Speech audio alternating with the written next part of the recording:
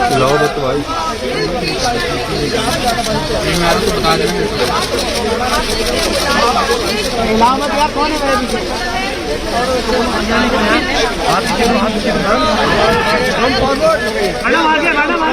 थोड़ा मैडम आगे आ जाइए, थोड़ा आगे आ जाइए।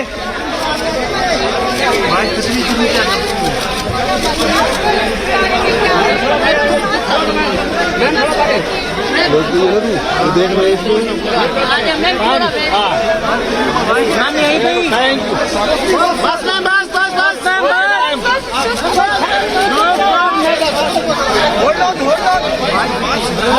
अरे छाता बंद करूँ।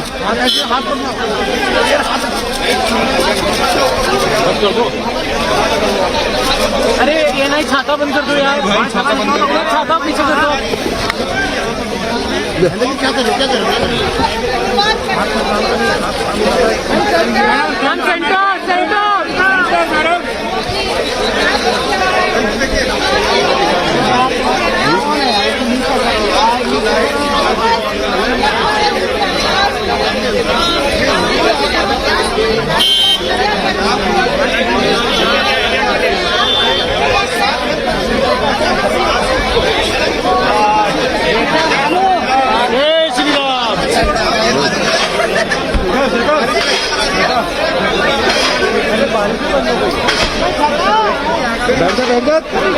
छाता छाता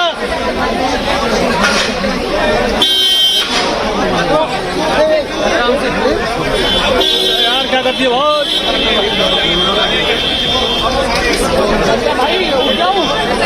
जय श्री राम। हो गया बारिश भी बंद हो गई।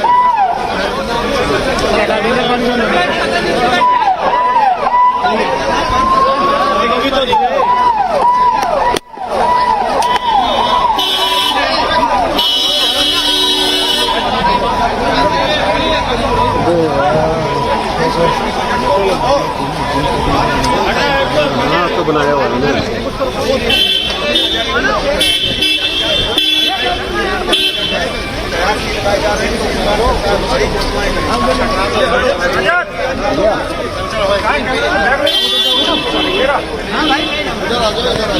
ले जाऊँ नहीं तो दो नहीं जाए एक ही।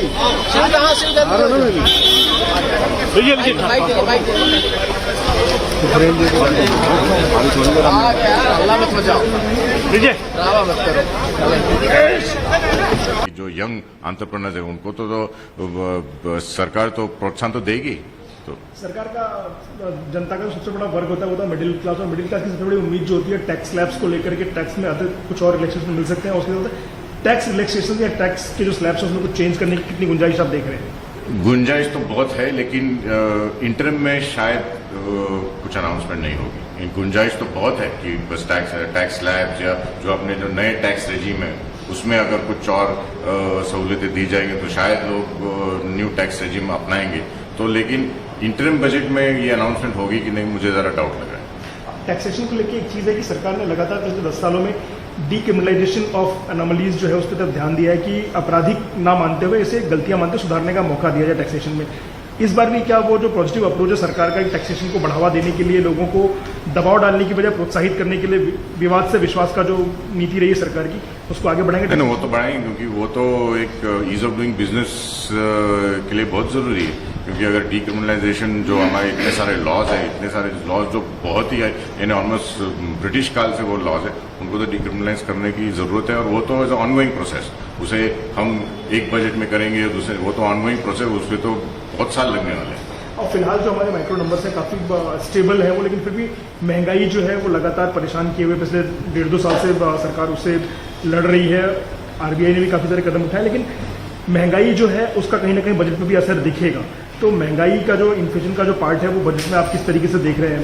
बजट देखो, महंगाई का जो है वो तो आरबीआई अपने मॉनेटरी पॉलिसी से रेगुलेट कर रही है, हर 2 महीने में वो तो कर रही है। तो मुझे लगता नहीं कि इस बजट में कुछ इन्फ्लेशनरी प्रेशर्स दिखाई देंगे। जो भी है वो बेसिकली वुड बी इन्फ्लेशन तो कंट्रोल करना ही है।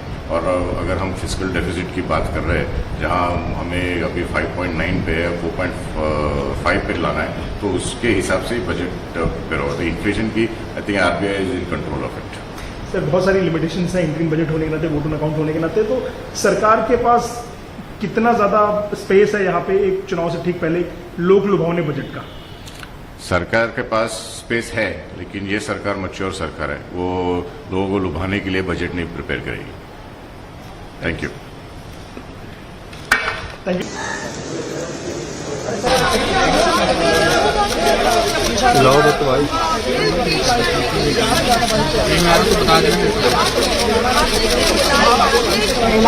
कौन है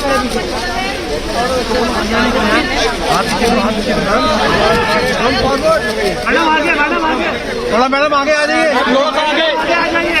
थोड़ा आगे आ जाइए।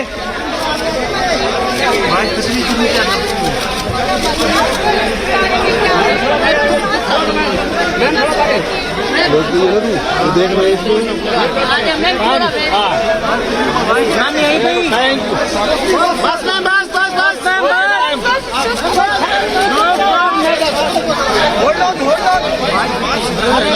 अरे छाता बंद करूँ?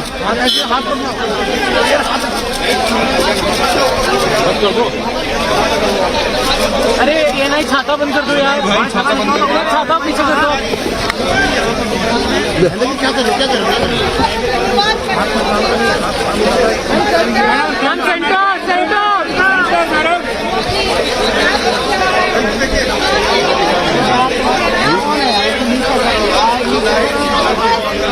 Present government, what do you expect personally from this budget, and what kind of announcements you are expecting in this budget? I think this is an interim budget. So in that sense, I think this budget will underscore what the government has done in the past and what it will expect to do in the future. That is, it will be an interim budget and then they will do a final budget later to underscore that. If you look at the current environment in the context of the geopolitical tensions or before that the pandemic, I think the Indian government has done well to keep the economy doing very well. We're today the 5th largest in the world, growing at 6.5%, and we will be in the next few years the 3rd largest economy in the world. I think the government will continue to underscore its efforts in infrastructure. They have encouraged defense. I'm sure they will give a fillip to investments in space. They will work on roads, rail, airports, and build in looking at the way the world is looking at India, looking at the China Plus One strategy. Maybe they will try to give a fillip to manufacturing and also they should protect a little bit the Indian industry from maybe cheap imports that may be coming from other parts of the world, so that manufacturing grows और हमारी जो आत्मनिर्भरता है उस पर हमारा ज़्यादा जोर लगा जाए.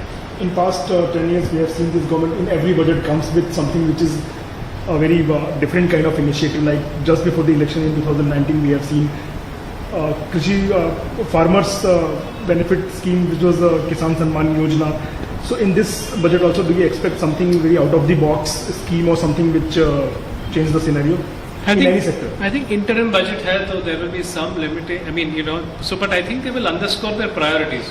See, the other thing I also think is when you look at the demographic dividend that the country has, we have such a large young population. You need to also skill them if you need them to be ready for the kind of infrastructure, defense, space, agriculture, precision farming. So that needs to be also, and the whole startup infrastructure that they also need to create. So I think they will continue to build this ecosystem to build a virtuous cycle so that India continues to grow at 6.5% and more. India is definitely feeling some pressure from the fiscal deficit side. It's already 5.9. So investing in infrastructure is a very prime aim of this government we have seen in past many years. But how much liberty is have seeing the present fiscal deficit and in this target of 4.5? So I think they had always said that they would be expecting to come to 4.5%, and so that was always meant to be a sort of a landing rate to get to there. And if I see the way the government they have moved, monetary policy and fiscal policy have worked hand in hand. So you look at the finance ministry and you look at the RBI, they have worked largely in a very concerted fashion to make sure that also inflation remains within check and they continue to improve year on year. In past few years, we have seen that government is quite ambitious for a 5 trillion economy, and now the other agencies are also supporting the claim of Indian government that by 2030 will be a 7 billion economy, and the ambition of the government is to make India a 30 trillion economy by 2047. So, do you see something very out of the box in this budget which supports the aim of 30 trillion economy by 2047 or 7 trillion economy by 2030? I think the aim of the government is to continue on the trajectory they are at. 6.5% they are growing, and the push in infrastructure is only going to help speed up the private participation in the sector, in the growth of the economy. So I think what they need to do is to keep the economy going as it is, and थोड़ा सा tweak करते रहेंगे, so it should improve and not go down. Sir middle class जो है उसकी हमेशा उम्मीद कहीं ना कहीं टैक्स स्लैब्स में रिलैक्सेशन की या टैक्स के जो डायरेक्ट बेनिफिट्स हैं उसमें कुछ ना कुछ उम्मीद रहती है. इस बजट में सरकार कितना उस तरफ जा सकती है कि मिडिल क्लास को थोड़ा रिलीफ देने की कोशिश करें, थोड़ा और स्पेंडिंग के लिए उनके हाथ में पैसा छोड़ने की कोशिश करें? सर आईएमसी की तरफ से तो हमने ये उनसे मांग की है कि थोड़ी जो टैक्स की प्रोसेसेस है वो सिंप्लीफाई की जाए, and so that is how what we look at. Even if you simplify them there will be a great relief along with any rationalization of slabs. और सर हम इनडायरेक्ट टैक्सेस की बात करते, पहले जीएसटी अपने आप प्लेस में है, लेकिन जीएसटी में भी काफ़ी सारे चेंजेस हो गए हैं, लेकिन अभी भी लोग कई सारे चेंजेस की ज़रूरत महसूस कर रहे हैं. पेट्रोलियम को वैट से हटा के जीएसटी में लाने की एक बड़ी डिमांड है जो कि लोगों को रिलीफ दे सकती है, लेकिन उसमें कुछ खास हो नहीं रहा. तो आप कैसे देखते हैं इस बार बजट में कोई संभावना है उस बारे में, पेट्रोलियम को वैट से हटा के जीएसटी में लाने के कुछ और? फिर पेट्रोलियम के बारे में इतनी हमारी राय नहीं है, लेकिन हमने सरकार से यह दरख्वास्त की है कि जो डायरेक्ट टैक्स है, इनडायरेक्ट टैक्स है, और ऑल्सो जो नॉन प्रॉफिट के लगे हुए टैक्स है, वो सब प्रोसेसेस और प्रोसीजर्स को सिंप्लीफाई किया जाए. सर मैं बार बार एक बात करूँ कि आउट ऑफ द बॉक्स जाना इस सरकार की परंपरा रही है बजट में जी. इस बार आप कुछ उम्मीद करेंगे कुछ ऐसा, क्योंकि चुनावी साल है, सरकार पूरी तरीके से ईज्ड है मैक्रो नंबर्स को लेकर के, तो ऐसे में क्या कुछ बड़ा फैसला हो सकता है कि स्पेंडिंग को लेकर? उम्मीद तो करेंगे ही, लेकिन सुनते हैं मैडम फाइनेंस मिनिस्टर क्या कहती हैं. शुक्रिया. And this also gives a confidence that we can consolidate it further. And next year, perhaps we could look at even lower benefit. IMF has forecast a good year for India. India has emerged as a brighter spot among the global economies. So how does industry see it? How does you see it on the basis of how will the industry will perform? And do you see positive? Are you confident that the industry will perform good? I think the stage is set for industry to perform well, and the fact that interest rates are not increasing anymore, the fact that the inflation is range bound, the fact that the government is likely to continue the spend on the infrastructure and welfare schemes, the fact that the social security net to the vulnerable people looks within a tolerable range, and therefore any likelihood of unrest because of that is not going to be there. I think it's all set for industry to invest, perform much better. The only thing I see is that on demand side, because of the relatively higher inflation of the past, people need more money in hands to spend. And therefore, that is an area where more money in hands of the people through policy interventions, through tax interventions, through other economic initiatives would be an area of focus in the full budget and not so much in the interim budget. Thank you so much.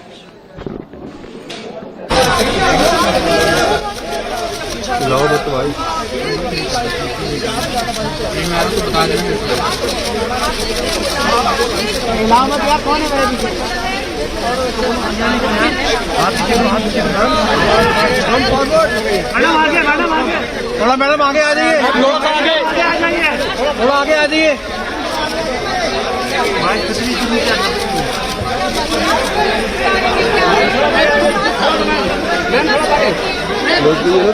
देख रहे इसको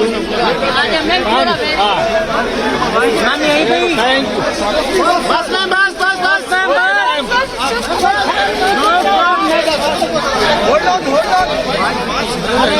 अरे छाता बंद करूँ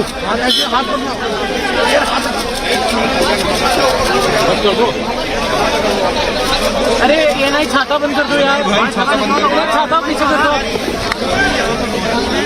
क्या करें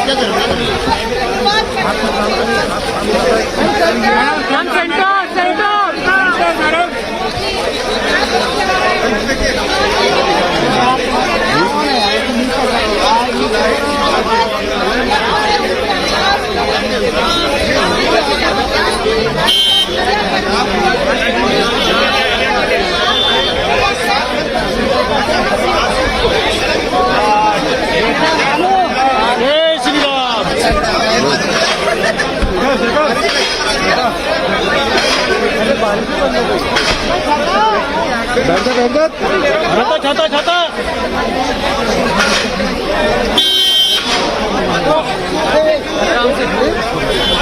यार क्या करती है बहुत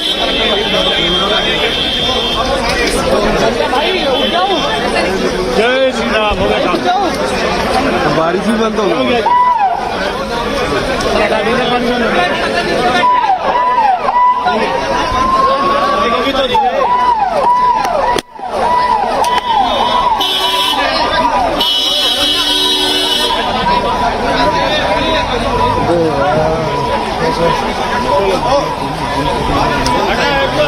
तो बनाया हुआ है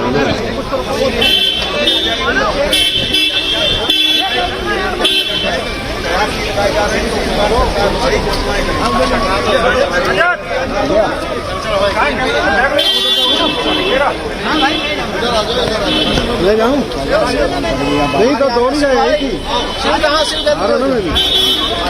एक ही budget. So in that sense, I think this budget will underscore what the government has done in the past and what it will expect to do in the future. That is, it will be an interim budget and then they will do a final budget later to underscore that. If you look at the current environment in the context of the geopolitical tensions or before that the pandemic, I think the Indian government has done well to keep the economy doing very well. We're today the 5th largest in the world, growing at 6.5%, and we will be in the next few years the 3rd largest economy in the world. I think the government will continue to underscore its efforts in infrastructure. They have encouraged defense. I'm sure they will give a fillip to investments in space.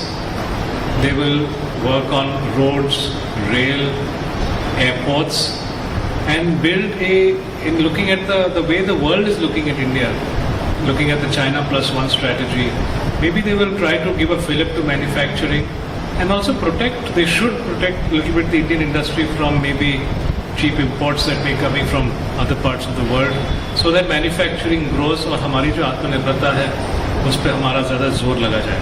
In past 10 years, we have seen this government in every budget comes with something which is a very different kind of initiative. Like just before the election in 2019, we have seen Krishi farmers benefit scheme, which was Kisan Samman Yojana.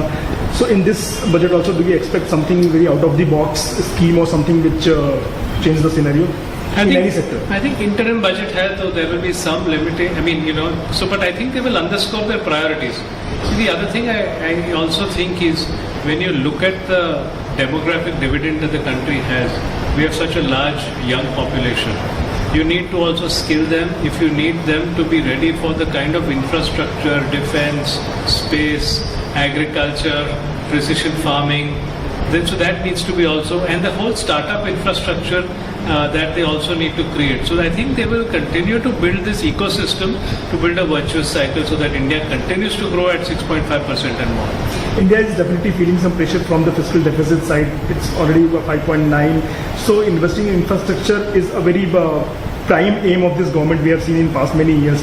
But how much liberties have seen the present fiscal deficit and in this target of 4.5? So I think they had always said that they would be expecting to come to 4.5%. And so that was always meant to be a sort of a landing rate to get to there. And if I see the way the government moved, they have moved, monetary policy and fiscal policy have worked hand in hand. So you look at the finance ministry and you look at the RBI, they have worked largely in a very concerted fashion to make sure that also inflation remains within check and they continue to improve year on year. In past few years, we have seen that government is quite ambitious for a 5 trillion economy, and now the other agencies are also supporting the claim of Indian government that by 2030 will be a 7 billion economy, and the ambition of the government is to make India a 30 trillion economy by 2047. So, do you see something very out of the box in this budget which supports the aim of 30 trillion economy by 2047 or 7 trillion economy by 2030? I think the aim of the government is to continue on the trajectory they are at. 6.5% they are growing, and the push in infrastructure is only going to help speed up the private participation in the sector, in the growth of the economy. So I think what they need to do is to keep the economy going as it is, and थोड़ा सा tweak करते रहेंगे, so it should improve and not go down. Sir middle class जो है उसकी हमेशा उम्मीद कहीं ना कहीं टैक्स स्लैब्स में रिलैक्सेशन की या टैक्स के जो डायरेक्ट बेनिफिट्स हैं उसमें कुछ ना कुछ उम्मीद रहती है. इस बजट में सरकार कितना उस तरफ जा सकती है कि मिडिल क्लास को थोड़ा रिलीफ देने की कोशिश करें, थोड़ा और स्पेंडिंग के लिए उनके हाथ में पैसा छोड़ने की कोशिश करें? सर आईएमसी की तरफ से तो हमने ये उनसे मांग की है कि थोड़ी जो टैक्स की प्रोसेसेस है वो सिंप्लीफाई की जाए. And so that is how what we look at. Even if you simplify them there will be a great relief along with any rationalization of slabs. और सर हम इनडायरेक्ट टैक्सेस की बात करते हैं, पहले जीएसटी अपने आप प्लेस में है, लेकिन जीएसटी में भी काफ़ी सारे चेंजेस हो गए हैं, लेकिन अभी भी लोग कई सारे चेंजेस की ज़रूरत महसूस कर रहे हैं. पेट्रोलियम को वैट से हटा के जीएसटी में लाने की एक बड़ी डिमांड है जो कि लोगों को रिलीफ दे सकती है, लेकिन उस पर कुछ खास हो नहीं रहा. तो आप कैसे देखते हैं इस बार बजट में कोई संभावना है उस बारे में, पेट्रोलियम को वैट से हटा के जीएसटी में लाने के कुछ और? तो पेट्रोलियम के बारे में इतनी हमारी राय नहीं है, लेकिन हमने सरकार से यह दरख्वास्त की है कि जो डायरेक्ट टैक्स है, इनडायरेक्ट टैक्स है और ऑल्सो जो नॉन प्रॉफिट के लगे हुए टैक्स है, वो सब प्रोसेसेस और प्रोसीजर्स को सिंप्लीफाई किया जाए. सर मैं बार बार एक बात करूँ कि आउट ऑफ द बॉक्स जाना ही सरकार की परंपरा रही है बजट में. जी. इस बार आप कुछ उम्मीद करेंगे कुछ ऐसा, क्योंकि चुनावी साल है, सरकार पूरी तरीके से ईज्ड है मैक्रो नंबर्स को लेकर के, तो ऐसे में क्या? बहुत बढ़िया मैडम की गाड़ी भी बहुत बढ़िया, बहुत यही शॉट है. अरे अम्ब्रेला अबे ये यार, अरे सर इधर भी देख लिया करो.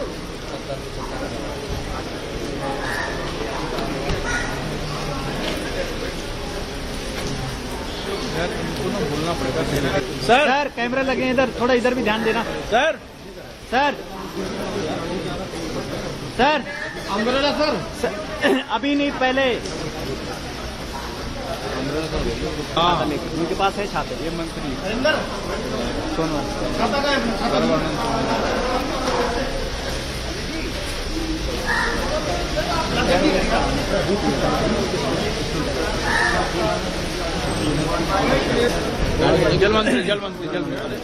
जल मंत्री अरे इनको बोलो कि जल बारिश के लिए कुछ समाधान करें.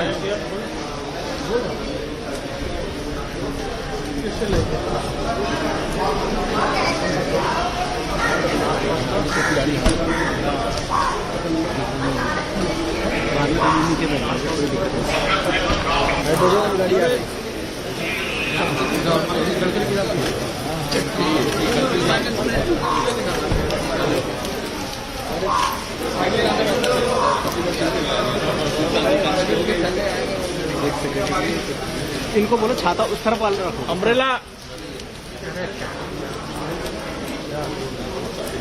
ढक के ले जा रहे हैं यहाँ.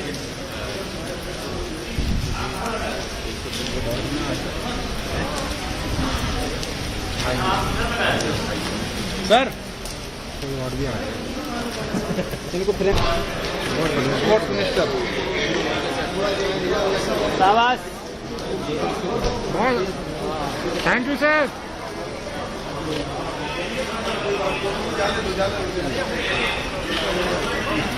अपनी बोर्ड की द्वारा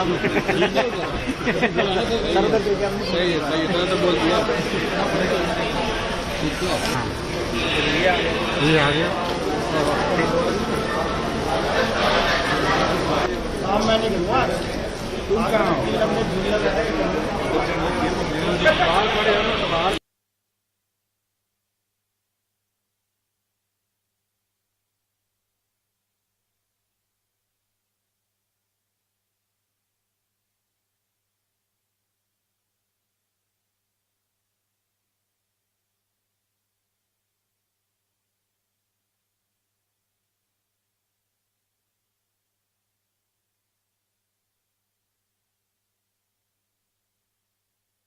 गाड़ी भी बहुत बढ़िया, बहुत सही। यही शॉट है।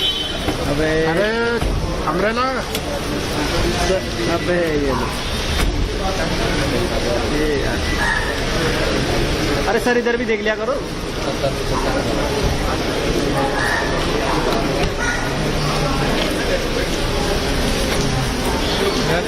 बोलना पड़ेगा सर कैमरे लगे हैं इधर, थोड़ा इधर भी ध्यान देना। Sir sir sir umbrella sir. अभी नहीं, पहले उनके पास है छाते। ये मंत्री हरिंदर सोनवाल।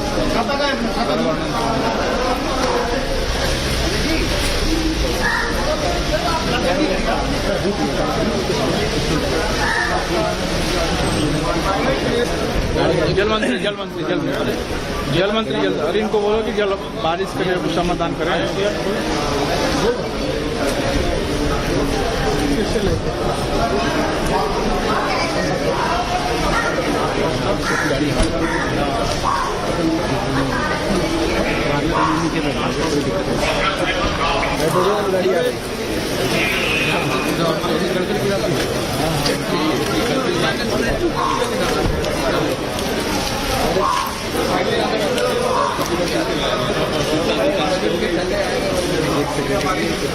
इनको बोलो छाता उस तरफ वाले रखो। अम्ब्रेला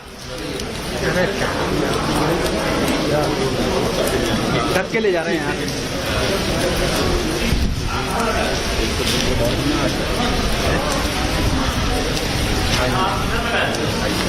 सर कोई और भी आ रहा इनको फिर स्पोर्ट्स मिनिस्टर शाबाश। है। Thank you sir.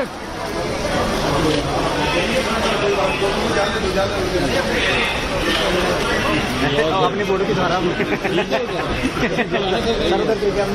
सही है तो बोल दिया। ये आ गया।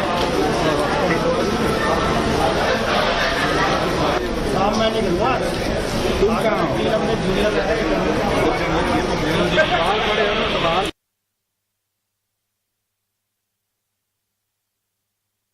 गाड़ी भी बहुत बढ़िया, बहुत सही। यही शॉट है। अबे अरे अम्ब्रेला अबे ये यार। अरे सर इधर भी देख लिया करो।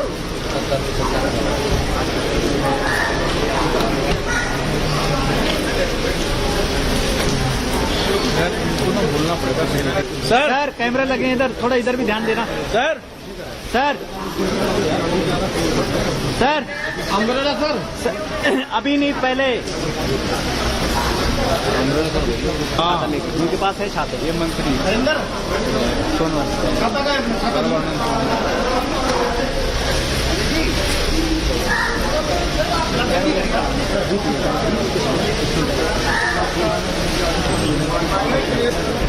जल मंत्री अरे इनको बोलो कि जल बारिश के लिए समाधान करें।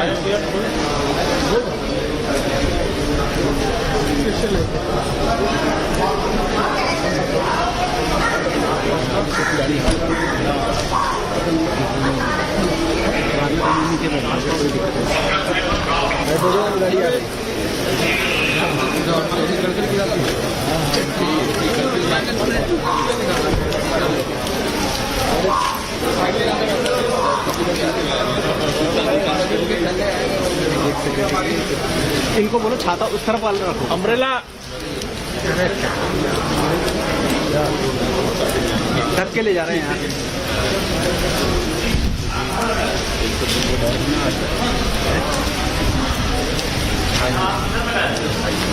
सर कोई और भी आ गया। स्पोर्ट्स मिनिस्टर शाबाश। Thank you sir.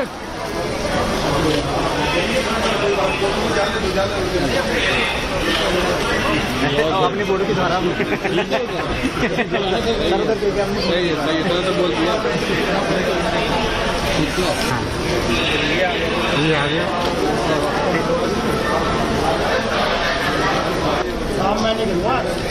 तुम कहाँ हो?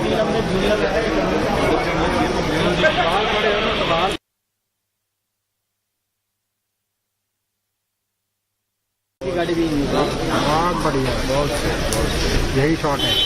अबे अरे अम्ब्रेला अबे ये लो। अरे सर इधर भी देख लिया करो।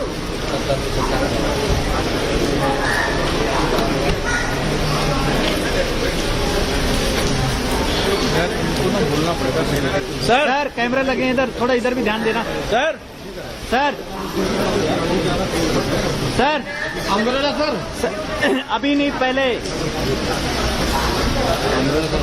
हाँ उनके पास है छाते। ये मंत्री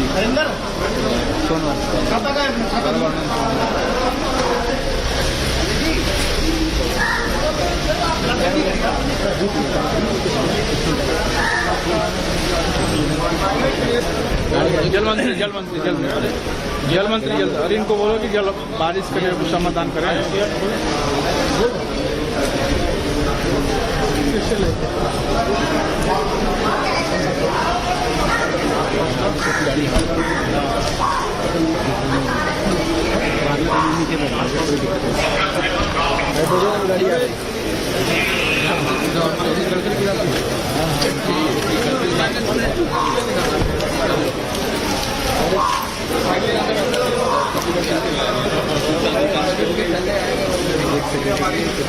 इनको बोलो छाता उस तरफ वाले रखो। अम्ब्रेला ढक के ले जा रहे हैं यहाँ।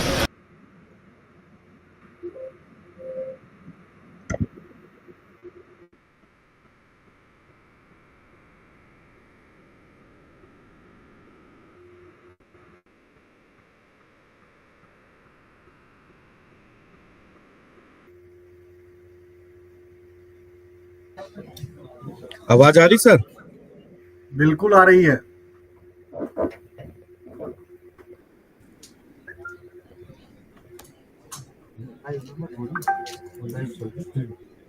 मेरा लाइव चल रही है।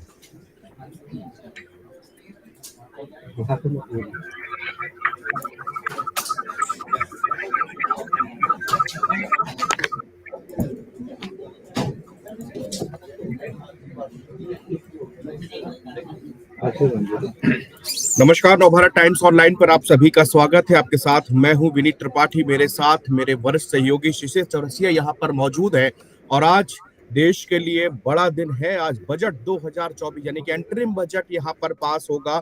11 बजे वित्त मंत्री जो है संसद पे जाकर उस पूरे अपने बजट को पिटारे को खोलेंगी और उससे क्या क्या निकलेगा, किसके किसके नौजवानों के लिए, किसानों के लिए, हर किसी की नजर होती है। ये आपको बता दें एंटरिम बजट है क्योंकि इस साल 2024 है। इस समय लोकसभा चुनाव भी इसी साल होने हैं। मोदी सरकार के दूसरे कार्यकाल का ये आखिरी बजट यहाँ पर है। लोगों की कमोबेश बहुत सारी यहाँ पर उम्मीदें भी आज टिकी हुई हैं। कई लोगों का कहना है कि हो सकता है कि आज वाला जो ये बजट है ये चुनाव से भी प्रेरित हो सकता है। इसमें चुनावी तमाम तरीके के ऐसे बेनिफिट्स हो सकते हैं जो कि लाभ मिले। लेकिन उसके पहले सबसे पहले मैं शिशिर जी आपसे बात करना चाहूंगा। पेटीएम जो है ट्रेंड कर रहा है, सुबह से आज पेटीएम टॉप ट्रेंड कर रहा है हर जगह।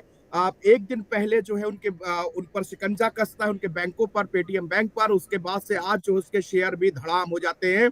मतलब आज दो बड़ी खबर, एक तो जो दाम बढ़े हैं सिलेंडर के, और आज जबकि अभी बजट शुरू होगा 11 बजे। अब इस समय प्रधानमंत्री नरेंद्र मोदी जो है वो संसद पहुंच चुके हैं। केंद्रीय कैबिनेट की बैठक होनी है 11 बजे से।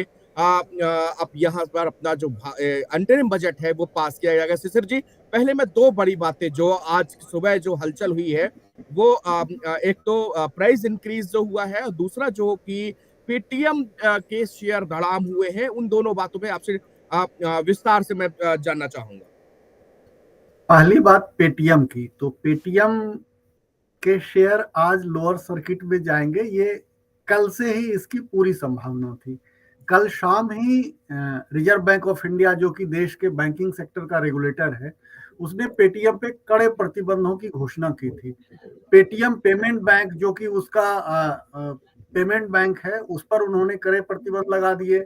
इसके साथ ही उसके तमाम चीजों पर, वॉलेट पे, फास्टैग पे, सब पे प्रतिबंध की घोषणा हो गई। और ये आज इस महीने, मतलब फरवरी महीने के अंतिम दिन 29 तारीख तक ये वैलिड होंगे उनके, उसके बाद सारे अनवैलिड हो जाएंगे। मतलब कि आप पेटीएम के वॉलेट का उपयोग नहीं कर पाएंगे, उनके फास्टैग का उपयोग नहीं कर पाएंगे।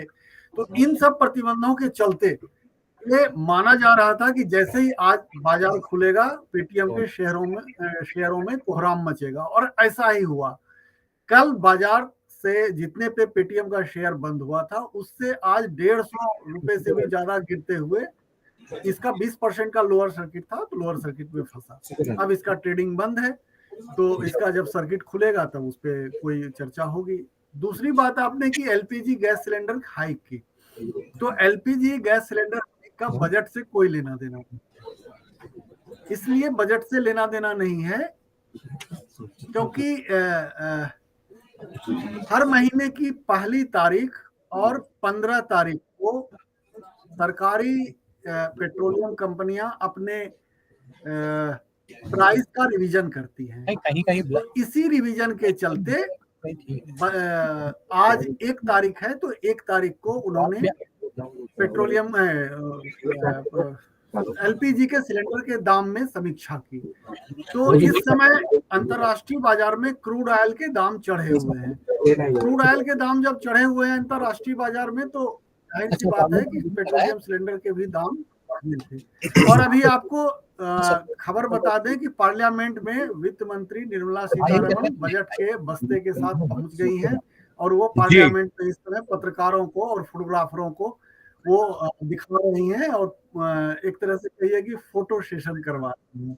इसके बाद वो जाएंगी, अभी प्रधानमंत्री भी पहुंच चुके हैं, और इस पर एक कैबिनेट की बैठक होगी। कैबिनेट की बैठक में जो भी प्रस्ताव है उसको कैबिनेट से अनुमति ली जाएगी, उसके बाद इसको दिन में 11 बजे पेश किया जाना है।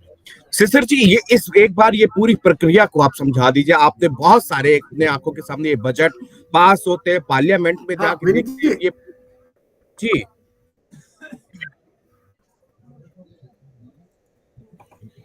जी शिशिर जी, आवाज आ रही है आपको मेरी?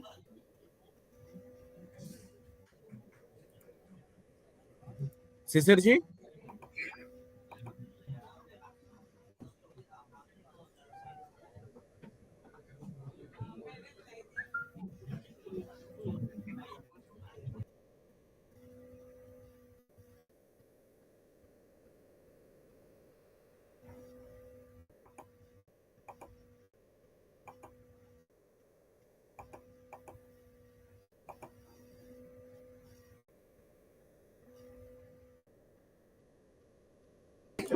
शिशिर सर, आवाज आ रही मेरी आपके पास?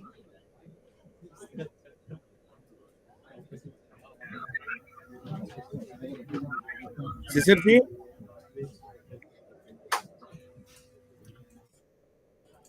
आपकी आवाज आ रही है जी,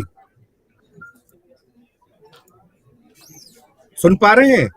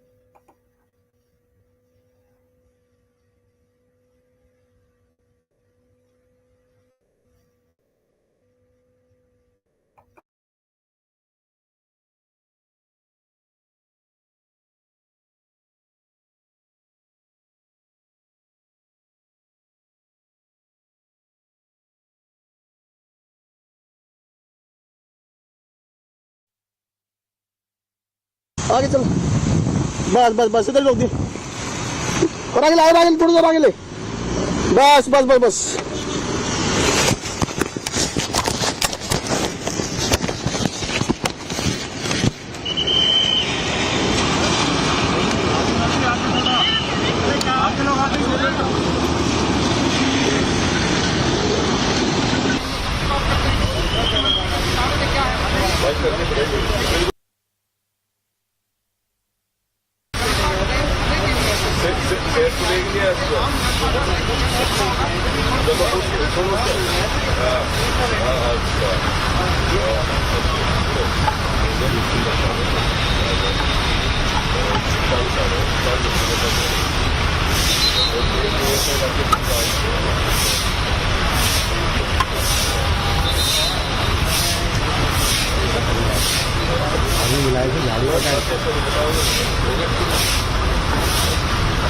अरे भैया झाड़ू, अरे भैया झाड़ू।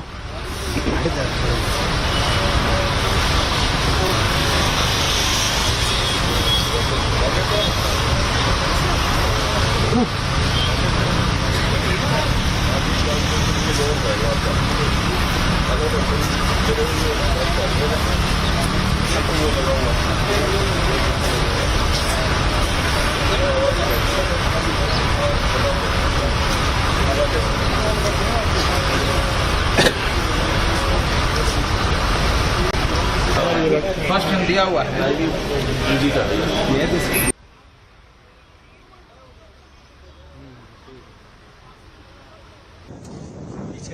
हाँ बिल्कुल बिल्कुल पीछे रहते हैं।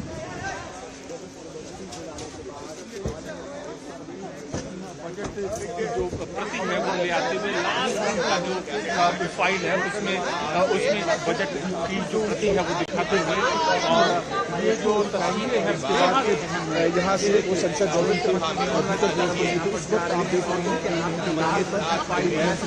के साथ वित्त राज्य। अरे आगे से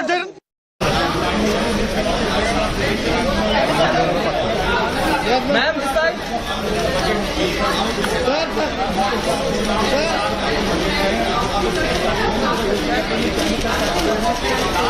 ma'am centre, ma'am centre, madam centre, ma'am centre.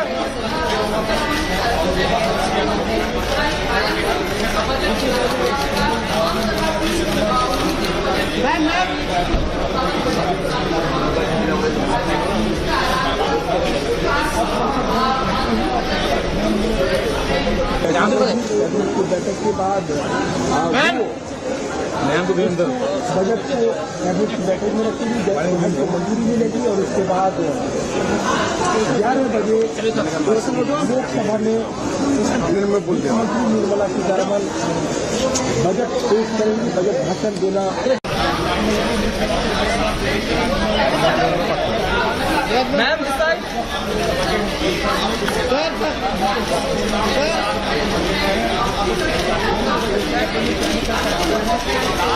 Ma'am centre, ma'am centre, madam centre, ma'am centre.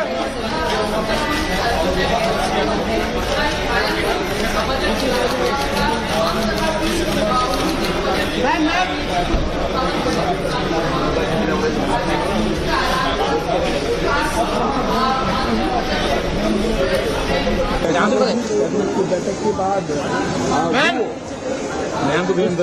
Budget को कैबिनेट की बैठक में रखी गई, बजट को मंजूरी मिलेगी और उसके बाद 11 बजे लोकसभा में मुख्यमंत्री निर्मला सीतारमण बजट पेश करेंगी, बजट भाषण देना।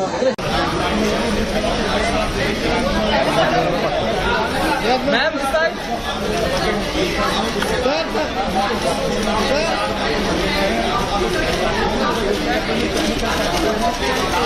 Ma'am centre, ma'am centre, madam centre, ma'am centre.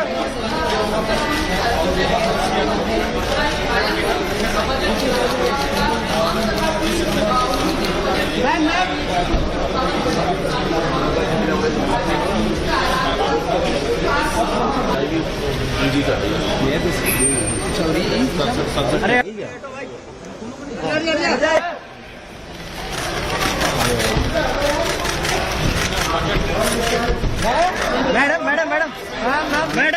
नहीं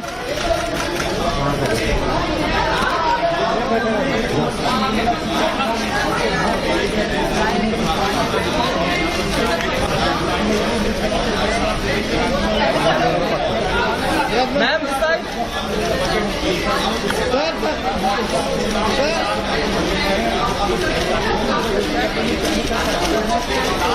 ma'am centre ma'am centre madam centre ma'am centre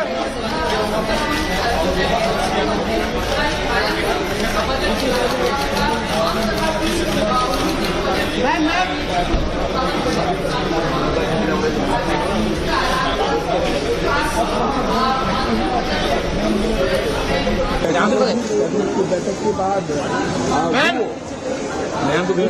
budget को बैठक में रखी गई, बजट को मंजूरी मिलेगी और उसके बाद 11 बजे लोकसभा में मुख्यमंत्री निर्मला सीतारमन बजट पेश करेंगी, बजट भाषण देना।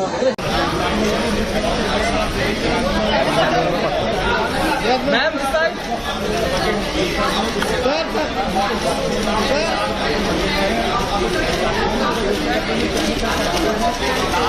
Ma'am centre ma'am centre madam centre ma'am centre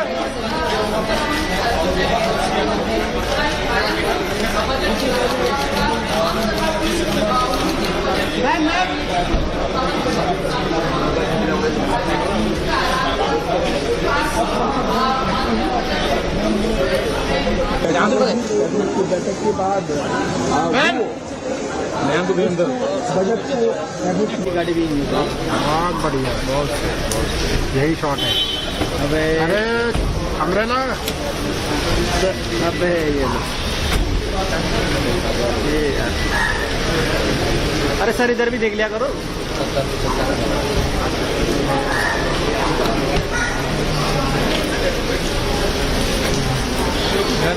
बोलना पड़ेगा सर कैमरे लगे हैं इधर, थोड़ा इधर भी ध्यान देना। Sir sir sir umbrella sir अभी नहीं, पहले हाँ उनके पास है छाते। ये मंत्री सोनवाल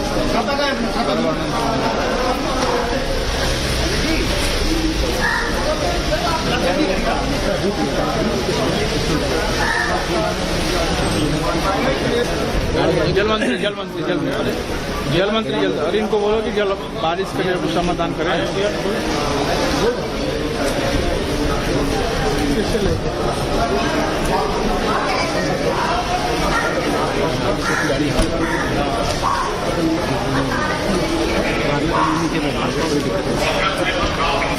गाड़ी आ रही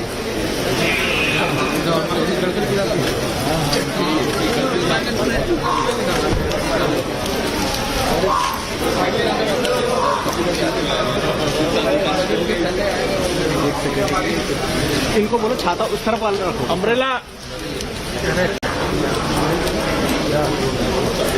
ढक के ले जा रहे हैं यहाँ।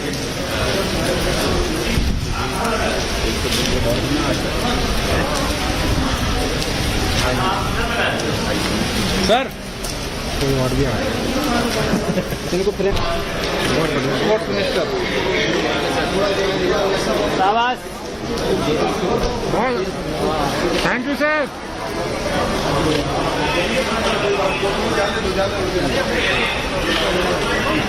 अपनी बोर्ड की द्वारा सही है तो बोल दिया।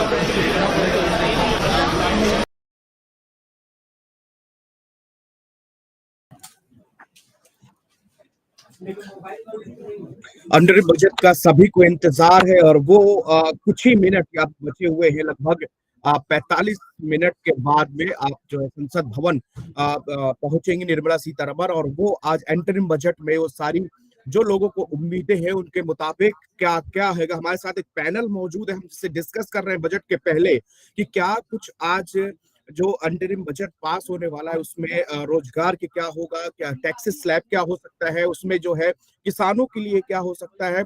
चूंकि सिसे चौरसी हमारे संपर्क यहाँ पर टूट गया था, लेकिन फिर से वापस हम लोग बात करेंगे। और सबसे पहला सवाल जो मैं यहाँ पूछूंगा शिशिर जी से, शिशिर जी, इसकी एक प्रोसेस है, जो बजट की पूरी एक प्रोसेस होती है, एक नियम होते हैं सारे। एक बार आप दर्शकों को वो बजट का प्रोसेस समझे, क्योंकि 11 बजे से तो फिर वो भाषण शुरू हो जाएगा और हम सब लोग वो उस पर डिस्कशन करेंगे। लेकिन एक बार ये प्रोसेस इसकी मैं आपसे समझना चाहूंगा, जैसे कि संसद भवन के अंदर जब जाते हैं उसके पहले क्या क्या चीजें होती हैं।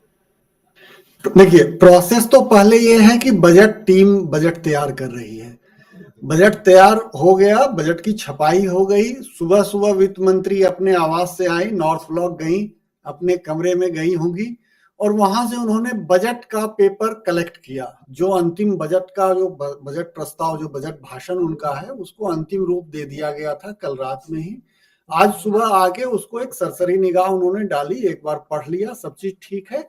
उसके बाद उसको लेके वो राष्ट्रपति भवन चली गई। राष्ट्रपति भवन में जाके वहां जो जरूरी प्रक्रिया है पूरी करके वो पार्लियामेंट आ गई है। अभी अभी पार्लियामेंट वो पहुंची है, प्रधानमंत्री भी पहुंच गए हैं, कैबिनेट के सारे सहयोगी पहुंच रहे हैं धीरे धीरे।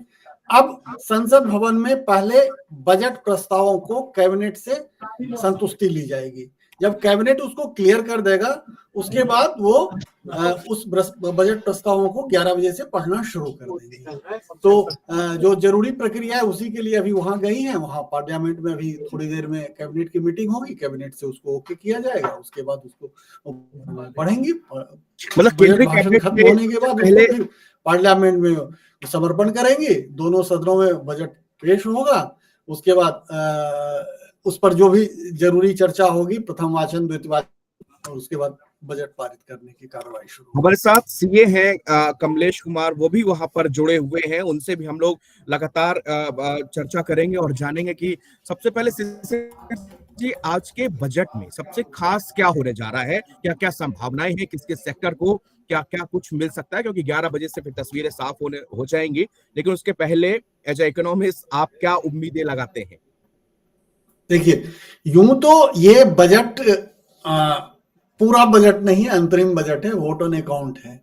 परिपाटी यही है कि जैसे नई सरकार का गठन मई में होना है, तो मई में नई सरकार के बनने से पहले तक, चूंकि अभी जो पिछले साल का बजट आया है उसमें इस साल के 31 मार्च तक ही सरकार को पैसे खर्च करने के लिए अधिकार मिले हुए हैं और बजट मिला हुआ है। 1 अप्रैल के बाद इनके हाथ में 1 पैसे नहीं रहेंगे। नई सरकार का गठन मई में होना है, फिर नई सरकार का गठन होगा, बजट पेश होगा, जून में जुलाई तक पारित होगा। तो तब तक के लिए सरकार को खर्च करने के लिए दैनंदिन कामकाज सरकार का चलता रहे, इसके लिए अंतरिम बजट लाया गया है। तो माना यही जाता है कि अंतरिम बजट में कोई बड़ी घोषणा नहीं होगी, लेकिन यह कोई हार्ड एंड फास्ट रूल नहीं है। इससे पहले भी, इससे ठीक 5 साल पहले के अंतरिम बजट को याद कीजिए। दिवंगत अरुण जेटली जी ने उस समय अंतरिम बजट पेश किया था। उन्होंने कर से जुड़ी एक बड़ी घोषणा की थी। हमारे इनकम टैक्स के विशेषज्ञ सीए कमलेश जी हमसे जुड़े हैं, वो बताएंगे आपको कि कर से जुड़ी उन्होंने एक बड़ी घोषणा की थी। उससे पहले भी जब जब अंतरिम बजट पेश हुआ है तो कुछ वित्त मंत्रियों ने कुछ कुछ बड़ी घोषणा कर दी है। तो इस बार भी माना जा रहा है कि कोई बड़ी घोषणा कर सकती है वित्त मंत्री। शिशिर जी, क्या किसानों, महिलाओं और गरीबों पर फोकस रहने वाला है? नई हाउसिंग लोन सब्सिडी स्कीम की घोषणा हो सकती है, हाइब्रिड कारों के लिए टैक्स में कटौती की यहाँ पर घोषणा हो सकती है, या पीएसयू प्राइवेटाइजेशन का विनिवेश टारगेट में कमी, इन सब पहलुओं पर नजर होगी? बिल्कुल नजर होगी। किसानों से जुड़ी सबसे बड़ी बात तो है कि टैक्स प्रस्ताव से जुड़ी घोषणा के बारे में लोग, आपको याद होगा ये किसान सम्मान निधि के बारे में जो घोषणा हुई थी, वो पिछले साल अंतरिम बजट में ही इस बारे में एक महत्वपूर्ण घोषणा हुई थी।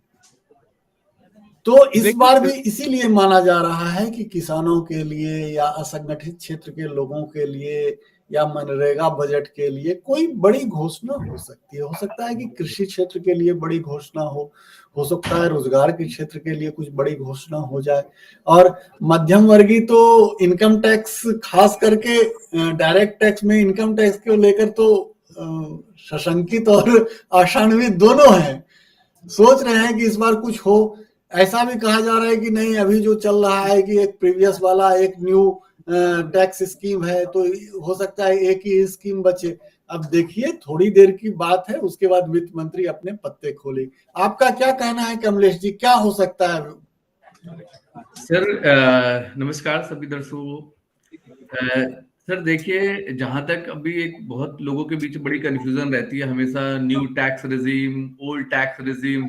न्यू टैक्स रिजीम में भी दो कैटेगरी था, 2023 तक अलग है, 23-24 के लिए अलग है। तो बहुत लोगों में, आम लोगों में बहुत कंफ्यूजन रहती है कैलकुलेशन की, मैं नए टैक्स में रहूं या पुराने में रहूं वगैरह वगैरह। तो अब ये से एक्चुअली सरकार जो चाहती है, जिस तरीके से बेनिफिट्स लास्ट ईयर दिए गए थे कि भाई स्लैब रेट बढ़ा के 5 लाख से बढ़ा के 7 लाख किए थे न्यू टैक्स रिजीम में, ये ओल्ड टैक्स रिजीम में नहीं किया गया था। मीनिंग देयर बाय ये सरकार प्रमोट करना चाहती है लोग नए टैक्स रिजीम में आए, इसलिए वो इस लिमिट को, हो सकता है क्योंकि ये एक इलेक्शन का पीरियड भी है, तो हो सकता है ये लिमिट 7 लाख को बढ़ा के 10 लाख भी किया जा सकता है। 87A की रिबेट बढ़ाई जा सकती है इस मॉड्यूल से। तो बहुत ज्यादा, क्योंकि हालांकि जैसे अभी सीसी जी कह रहे थे कि ये इलेक्शन का टाइम था है और ये इंटीरियम बजट है, बट सरकार सिर्फ कुछ भी कर सकती है। इंटीरियम बजट लाके मई तक, जुलाई जून तक जाएगा, उसके बाद दोबारा बजट आएगा, फाइनल बजट, वहां पर उसको रेगुलेट कर सकती है। तो ये टैक्स छूट में देने की संभावना है। हो सकता है कि अगर न्यू टैक्स रिजीम का लिमिट 7 लाख से बढ़ा के 8 लाख 10 लाख कर दिया जाए, नॉन टैक्सेबल जो 87A वाली कैटेगरी है, और ओल्ड टैक्स रिजीम को अगर ये साथ में कंटिन्यू रखना चाहते हैं, बिकॉज ओल्ड टैक्स रिजीम में कोई चेंजेस नहीं किया, 2.5 लाख की एग्जम्पशन जो कि बहुत कम है, ये 5 लाख रुपए तक किया जा सकता है अगर ये कंटिन्यू रखते हैं ओल्ड टैक्स रिजीम को। जी, क्या यहाँ पे कमलेश जी, एक सवाल मेरा आपसे यहाँ पर रहेगा कि जिस तरह से रॉयटर्स के एजेंसी के मुताबिक उसमें बताया गया था कि पीएम किसान के तहत महिला किसानों को मिलने वाली जो राशि है उसको 12,000 रुपए किया जा सकता है। इस योजना के हर एक किसानों को साल भर में 3 किस्तों में 6,000 रुपए मिलते हैं। सरकारी जो इसका आंकड़ा है उसके मुताबिक किसानों की कुल आबादी में जो महिलाओं की है वो 60% है। मतलब नारी शक्ति पर भी इस बजट में फोकस करने की मुझे लग रहा है सरकार पूरी तरह से अपना मन बना चुकी है। देखिए, अगर आपने देखा होगा कि 26 जनवरी के मौके पे सारा वुमेन पावर पूरा दिख रहा था, तो उसको ध्यान में रखा जाए तो ये बात, आपकी बात बिल्कुल ठीक है कि देखो, चाहे मेल या फीमेल, कोई भी वुमेन हो, वुमेन, क्योंकि कृषि के क्षेत्र में बहुत ज्यादा बेनिफिट देने की संभावना है, तो ये राशि बढ़ाई जा सकती है। और इससे जो छोटे किसान हैं उनको बहुत फायदा है, क्योंकि जिनके पास 2 बीघा जमीन है, 5 बीघा जमीन है, 3 बीघा जमीन है, वो बड़े पैमाने पे कृषि नहीं कर सकते। उनको बहुत काफी कुछ मैनुअल करना पड़ता है, जिसमें इनको बीज खरीदने के लिए और जो खरपतवार फर्टिलाइजर्स वगैरह, हाँ, फर्टिलाइजर यूज करने के लिए ये बहुत हेल्प करता है। क्योंकि मैं कुछ किसानों से डायरेक्ट बात करता हूँ, जिससे पता लगता है कि उनको ये जो राशि मिलती है उनको बहुत हेल्प होती है। जी, बजट में ये क्या टैक्स पेयर्स को क्या उम्मीद है कमलेश जी इस बजट से हो सकती है? देखिए सर, जो हाई लेवल जो अमीर लोग हैं उनके लिए ज्यादा फर्क तो पड़ता नहीं है, जैसे मामले, हाँ, मीडियोकर जो मीडियोकर लोग हैं, जिसे हम बोलते हैं कि आम लोग हैं, आम लोगों को डेफिनेटली एक्सपेक्टेशन बजट से रहती है, क्योंकि वो सीधा सीधा इम्पैक्ट करता है उनकी इनकम को, सीधा इम्पैक्ट करता है। आज अभी जो न्यू टैक्स रिजीम, जैसे 7 लाख रुपए तक किसी की इनकम में कोई टैक्स लायबिलिटी नहीं आती, अगर यही अब एक्सपेक्ट कर रहे हैं, अगर ये लिमिट 7 लाख से बढ़ा के 8 लाख 10 लाख रुपए तक अगर हो जाए, तो सीधा सीधा टैक्स पेयर के जेब पे फर्क पड़ेगा, उनकी इनकम बचेगी, टैक्स सेव होगा। जी जी, ये स्टैंडर्ड डिडक्शन में बढ़ोतरी की बात सामने आ रही है। दूसरा जो बात इसमें कि न्यू इनकम टैक्स रिजीम में एनपीएस को शामिल करना, ये भी बात अभी जो हमारे तमाम इकोनॉमिस्ट या हम रिसर्च पढ़ते जा रहे हैं उसमें बात सामने आ रही है। सेक्शन 80C की लिमिट में बढ़ोतरी की बात भी सामने आ रही है। हाउसिंग लोन इंटरेस्ट की लिमिट में तेजी बताई जा रही है। इनकम टैक्स स्लैब में बदलाव भी संभव है। ये 5 बातें जो बजट के टैक्स पेयर के उम्मीदों से जुड़ी हुई है, इनको थोड़ा सा कमलेश जी अगर आप साधारण आसान भाषा में और आम लोगों को जो जानकारी, क्योंकि बड़ी टिपिकल होती है इकोनॉमिक्स की, अर्थव्यवस्था की परिभाषाएं जो हैं, तो इसको जरा सा अगर आप साधारण भाषा में समझा पाए। मैं आपको बताता हूँ सर, 80C के अंदर सारी के सारी डिडक्शन, चाहे प्रिंसिपल और होम लोन का जो पेमेंट करते हैं वो भी आता है। आप एनपीएस 80C से थोड़ा एडिशनल आता है, 50,000 की अलग डिडक्शन होती है। New pension, normal provident funds वो भी 80C में आता है। इंश्योरेंस की पेमेंट करता हूँ वो भी 80C में आता है। तो टोटल जो डिडक्शन 80C की है वो सब के सब टोटल आज की डेट में 1.5 लाख रुपए है। एनपीएस में एडिशनल है 50,000। लेकिन ये बेनिफिट तो अवेलेबल उनको है जो ओल्ड टैक्स रिजीम में है। न्यू टैक्स रिजीम के लिए ये डिडक्शन 0 है, उनके लिए कोई डिडक्शन नहीं है। तो अगर इनको बढ़ाने का मतलब है सरकार ओल्ड टैक्स रिजीम को आगे कैरी करना चाहती है, क्योंकि न्यू टैक्स रिजीम में बेनिफिट्स अवेलेबल नहीं है। जी, अगर न्यू टैक्स रिजीम वालों के लिए तो स्लैब बढ़ाई जाए, ओल्ड टैक्स रिजीम के लिए ये जो डिडक्शन का लिमिट बढ़ाई जाए। जो 1.5 लाख, इतने कई सालों से 1.5 लाख है, आपने देखा होगा 80C की डिडक्शन बिल्कुल। कई सालों से 1.5 लाख है, क्योंकि अब इन्फ्लेशन रेट बढ़ रहा है, सब चीजें बढ़ती रहती हैं, लेकिन डिडक्शन नहीं बढ़ रहे हैं। तो डिडक्शन को बढ़ाने की जरूरत है। ये 1.5 लाख की डिडक्शन 2 लाख 2.5 लाख करने की जरूरत है। मतलब जो सेक्शन 80C की जो लिमिट में बढ़ोतरी की बात आ रही है, उसमें यही है कि अब उसको जो है 1.5 लाख से बढ़ाकर 2 लाख या 2.5 लाख तक किया जा सकता है। जी जी जी, लेकिन ये ओल्ड टैक्स रिजिम में ही होगा। जी जी। और इसमें जो हाउसिंग लोन इंटरेस्ट की लिमिट की बात सामने आ रही है, इसमें क्या कमलेश जी हो सकता है? मैं आपको बताता हूँ, होम लोन का जो इंटरेस्ट होता है सर, वो दो तरह के होते हैं। एक तो सेल्फ ऑक्युपाइड है प्रॉपर्टी, या फिर लेट आउट है प्रॉपर्टी। सेल्फ ऑक्युपाइड प्रॉपर्टी पे डिडक्शन मिलता है हमें सर 2 लाख रुपए तक इंटरेस्ट का। जी, 2 लाख रुपए तक डिडक्शन मिलता है, और ये न्यू टैक्स रिजिम में नहीं मिलता। ठीक है, तो ये लिमिट अगर ओल्ड टैक्स रिजिम में इसकी लिमिट, क्योंकि 2 लाख भी काफी साल हो गए, बढ़ा नहीं है, तो ये लिमिट 2 से 3 करने की जरूरत है। क्योंकि लोग एक्चुअली जो न्यू टैक्स रिजिम है, इससे लोग ना थोड़े डिसअपॉइंट हो रहे हैं। अभी क्या, ओल्ड टैक्स रिजिम में टैक्स सेविंग करने के पर्पज से ही सही लोग इन्वेस्ट करते थे, घर खरीद लेते थे, या इंश्योरेंस में पैसे लगा रहे हैं, या एनपीएस में डाल रहे हैं, कोई ना कोई इन्वेस्टमेंट प्लान लेते थे टैक्स सेविंग के पर्पज से। लेकिन अगर मुझे यही पता लग जाए कि मुझे टैक्स सेविंग करने से, मतलब इन्वेस्टमेंट करने से मुझे टैक्स बेनिफिट नहीं बच रहा है, तो people will opt new tax regime, जिससे फ्यूचर के लिए उनको सेविंग नहीं होगी। चाहे वो टैक्स बचाने के पर्पज से, एट लीस्ट वो अपने फ्यूचर के लिए पैसे सेव कर रहे थे, इन्वेस्ट कर रहे हैं। बट न्यू टैक्स रिजीम वो बेनिफिट्स अवेलेबल नहीं है, जिसकी वजह से एक तरह से डिसअपॉइंटिंग है new tax regime investment point of view से। जी जी बिल्कुल। ये कमलेश जी, एक सबसे बड़ा हमेशा से देखा जाता है कि घर खरीदना है, घर एक सपना होता है, और इसमें क्या घर खरीदारों पर ये टैक्स का बोझ कम करने का भी कोई प्राविधान या कोई नियम इसमें आप देख सकते हैं कोई घोषणा में? सर देखिए, बिल्कुल सही। जो छोटे टैक्स, जो 1 BHK 2 BHK या बड़े शहरों में छोटा घर ले पाते हैं, बहुत मुश्किल होता है। जो मिडिल कैटेगरी के लोगों के लिए, लोअर तबके के लोगों के लिए, डेफिनेटली अगर घर में छूट के लिए एक ऑलरेडी स्कीम है, और इस स्कीम को बढ़ाया जा सकता है कि जो उनके स्टैम्प ड्यूटी के पैसे होते हैं उसको डिडक्शन मिल जाता है, जिससे कि लोग ज्यादा से ज्यादा घर खरीदें। तो टैक्स सेविंग के पॉइंट ऑफ व्यू से या सर्टेन इनकम का आप एक लिमिट बढ़ाई जा सकती है कि जो पहला घर खरीदा है उसके उनको सर्टेन अमाउंट ऑफ टैक्स की एग्जेम्पशन मिलनी चाहिए। क्योंकि क्या है, जिनके पास 2 3 4 घर है उनकी बात नहीं कर रहा हूँ, जो पहली बार घर रहे हैं, पहली बार घर खरीद रहे हैं, ऐसा एक बहुत बड़ा तबका है। और हम हर जगह, खासकर से अगर हम दिल्ली एनसीआर की बात करें, या हम उन शहरों की बात करें जहां पे बहुत तेजी से इंडस्ट्रियलाइजेशन बढ़ा हुआ है, नौकरियां करने लोग जाते हैं, वहां पर एक बहुत बड़ा सपना होता है कि एक छोटा सा घर, ताकि इंसान अपने परिवार के साथ में वहां पर रह सके। लेकिन इन टैक्स स्लैब में क्या उनके लिए भी एक बहुत बड़ा ये वर्ग आता है, और इनके लिए क्या कुछ कमलेश जी हो सकता है, और क्या कुछ किया जा सकता है? देखो, करने को सरकार तो बहुत कुछ कर सकती है इस सेगमेंट को ध्यान में रख के, क्योंकि ये मेन वो है, मेन स्ट्रीम, ज्यादा लोग इस कैटेगरी में हैं। तो ज्यादा से ज्यादा, मैंने अभी जैसे बता रहा था कि घर खरीदने के लिए एक इंसेंटिव दे सकते हैं कि पहला घर के ऊपर सर्टेन, जो लाइफ में पहली बार घर खरीद रहे हैं उसको सर्टेन अमाउंट ऑफ टैक्स में डिडक्शन मिल जाए, ये स्पेसिफिक डिडक्शन लेके आया जाए, जिससे कि लोग पहली बार ज्यादा से ज्यादा घर खरीदने पे ध्यान दें।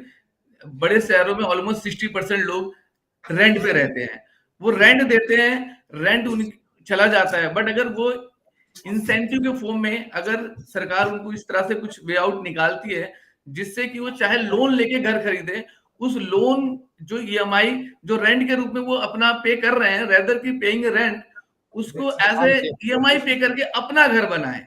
तो ये अच्छा बेटर होगा कि कोई सरकार इस तरह के कोई इंसेंटिव स्कीम लाती है, एडिशनल टैक्स बेनिफिट देती है उन लोगों को लिए जो पहली बार घर खरीद रहे हैं, जिससे मोटिवेट होंगे लोग ज्यादा से ज्यादा घर खरीदने में और अपना आशियाना बनाने में। जी कमलेश जी, और ये हाउस प्रॉपर्टी हम जब खरीदते हैं तो उसके लिए, कमलेश जी आवाज नहीं आ पा रही आपकी। अच्छा, आ रही है? हाँ अब आ रही है जी। मेरा सवाल था कमलेश जी कि हाउस प्रॉपर्टी जैसे हम खरीदने के लिए क्या टीडीएस के नियम को इजी किया जा सकता है, टीडीएस के नियमों को आसान बनाया जा सकता है? जी सर, अभी जो है 50 लाख की लिमिट है कि अगर आप कोई प्रॉपर्टी खरीदते हैं मोर देन 50 लाख जिसकी वैल्यू होती है, आपको 1% टीडीएस काटना पड़ता है जो बायर को। इस लिमिट को या तो बढ़ा के आप 75 लाख कर सकते हैं, 1 करोड़ कर सकते हैं कि नीचे वाले लोग फ्री हो जाएं, क्योंकि ये एक कॉम्प्लिकेशन है। इससे इनकम नहीं बढ़ती, लेकिन एक टैक्स कंप्लायंस और कॉम्प्लिकेशन होती है। आम लोगों को समझ नहीं आता, कई बार इसमें नॉर्मली लोग डिफॉल्ट कर जाते हैं, जिसकी वजह से उनके ऊपर पेनल्टीज इंपोज हो जाती हैं। एक हैवी रेट ऑफ इंटरेस्ट इस पे चार्ज होता है। इसलिए इस लिमिट को जो 50 लाख की लिमिट है, इसको बढ़ा के 75 लाख या 1 करोड़ तक ले जाना चाहिए, जिससे लोगों को राहत मिले। क्योंकि शिशिर जी हमारे साथ यहाँ पर जुड़ चुके हैं। शिशिर जी से हम यहाँ पर, कमलेश जी आप अपनी बात पूरी करिए। हाँ, जिससे कि लोग ना ज्यादा से ज्यादा बड़ी प्रॉपर्टी की तरफ, क्योंकि बड़े शहरों में प्रॉपर्टी बहुत महंगी है, 50 लाख के अंदर कोई प्रॉपर्टी नहीं आती है सर, सबके सब उसके ऊपर ही आ पाती है।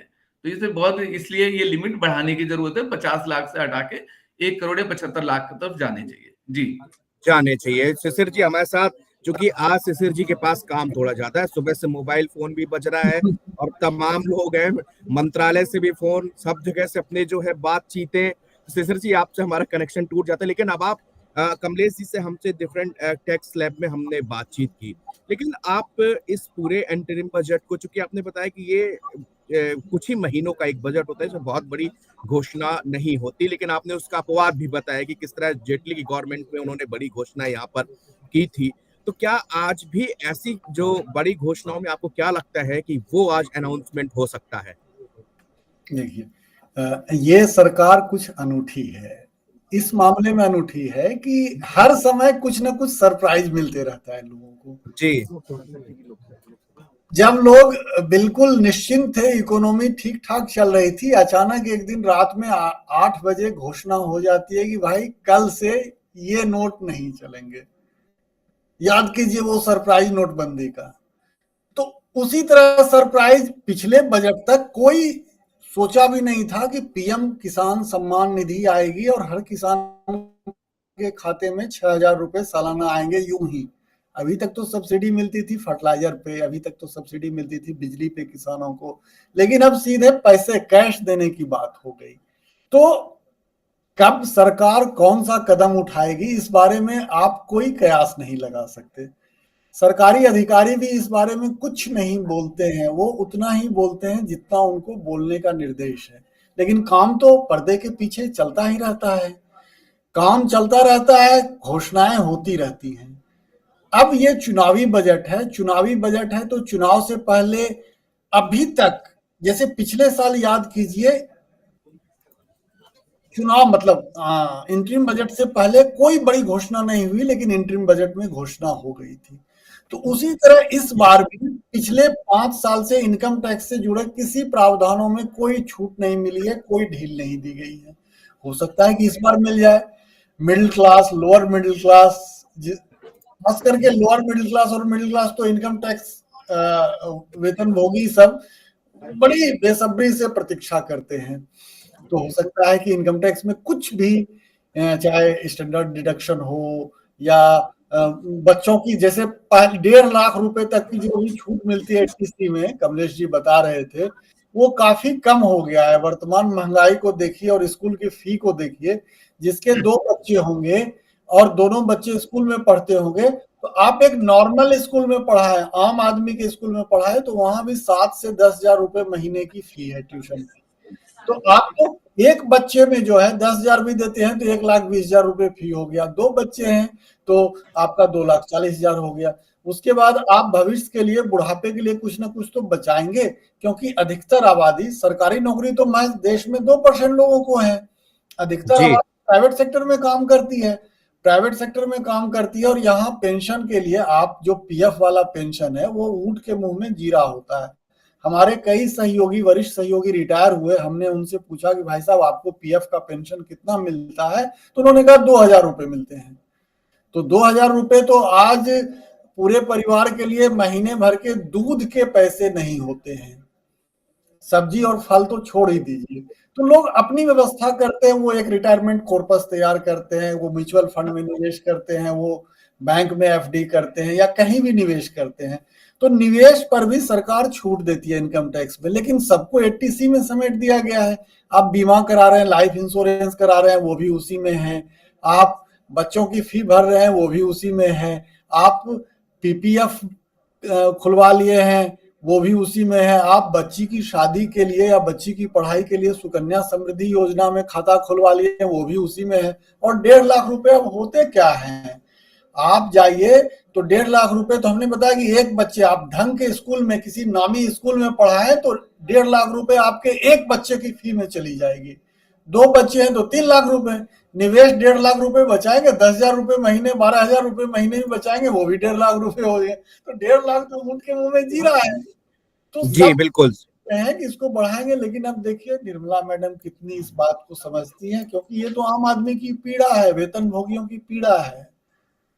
तो इसको कितना समझती हैं, अब ये तो ये यहाँ पर देखना होगा। और अब तो चूंकि 10:30 बज चुके हैं और बताया जा रहा है कि संसद भवन पहुंच चुकी है। अपना उनके हाथ में उनका वही लाल बैग, उसके अंदर जो बजट टैब रहता है वो वहां पर मौजूद है। और अब से केवल 30 मिनट के बाद में वहां पर निर्मला सीतारमन का वो भाषण, जिसकी प्रतीक्षा यहाँ पर हो रही है, जिस पर हम लोग डिस्कशन कर रहे हैं, कयासबाजी कर रहे हैं, वो आधे घंटे के बाद चीजें बिल्कुल साफ होती हुई चली आ रही है। क्योंकि उसके पहले मैं आता हूँ कि जीडीपी में जो है बजट अपडेट्स में भारत का शानदार प्रदर्शन रहा है। रियल जीडीपी ग्रोथ 2023-24 की पहली छमाही में 7.7% रहा है। 2024 की पहली तिमाही में रियल जीडीपी ग्रोथ 7.8% रहा है।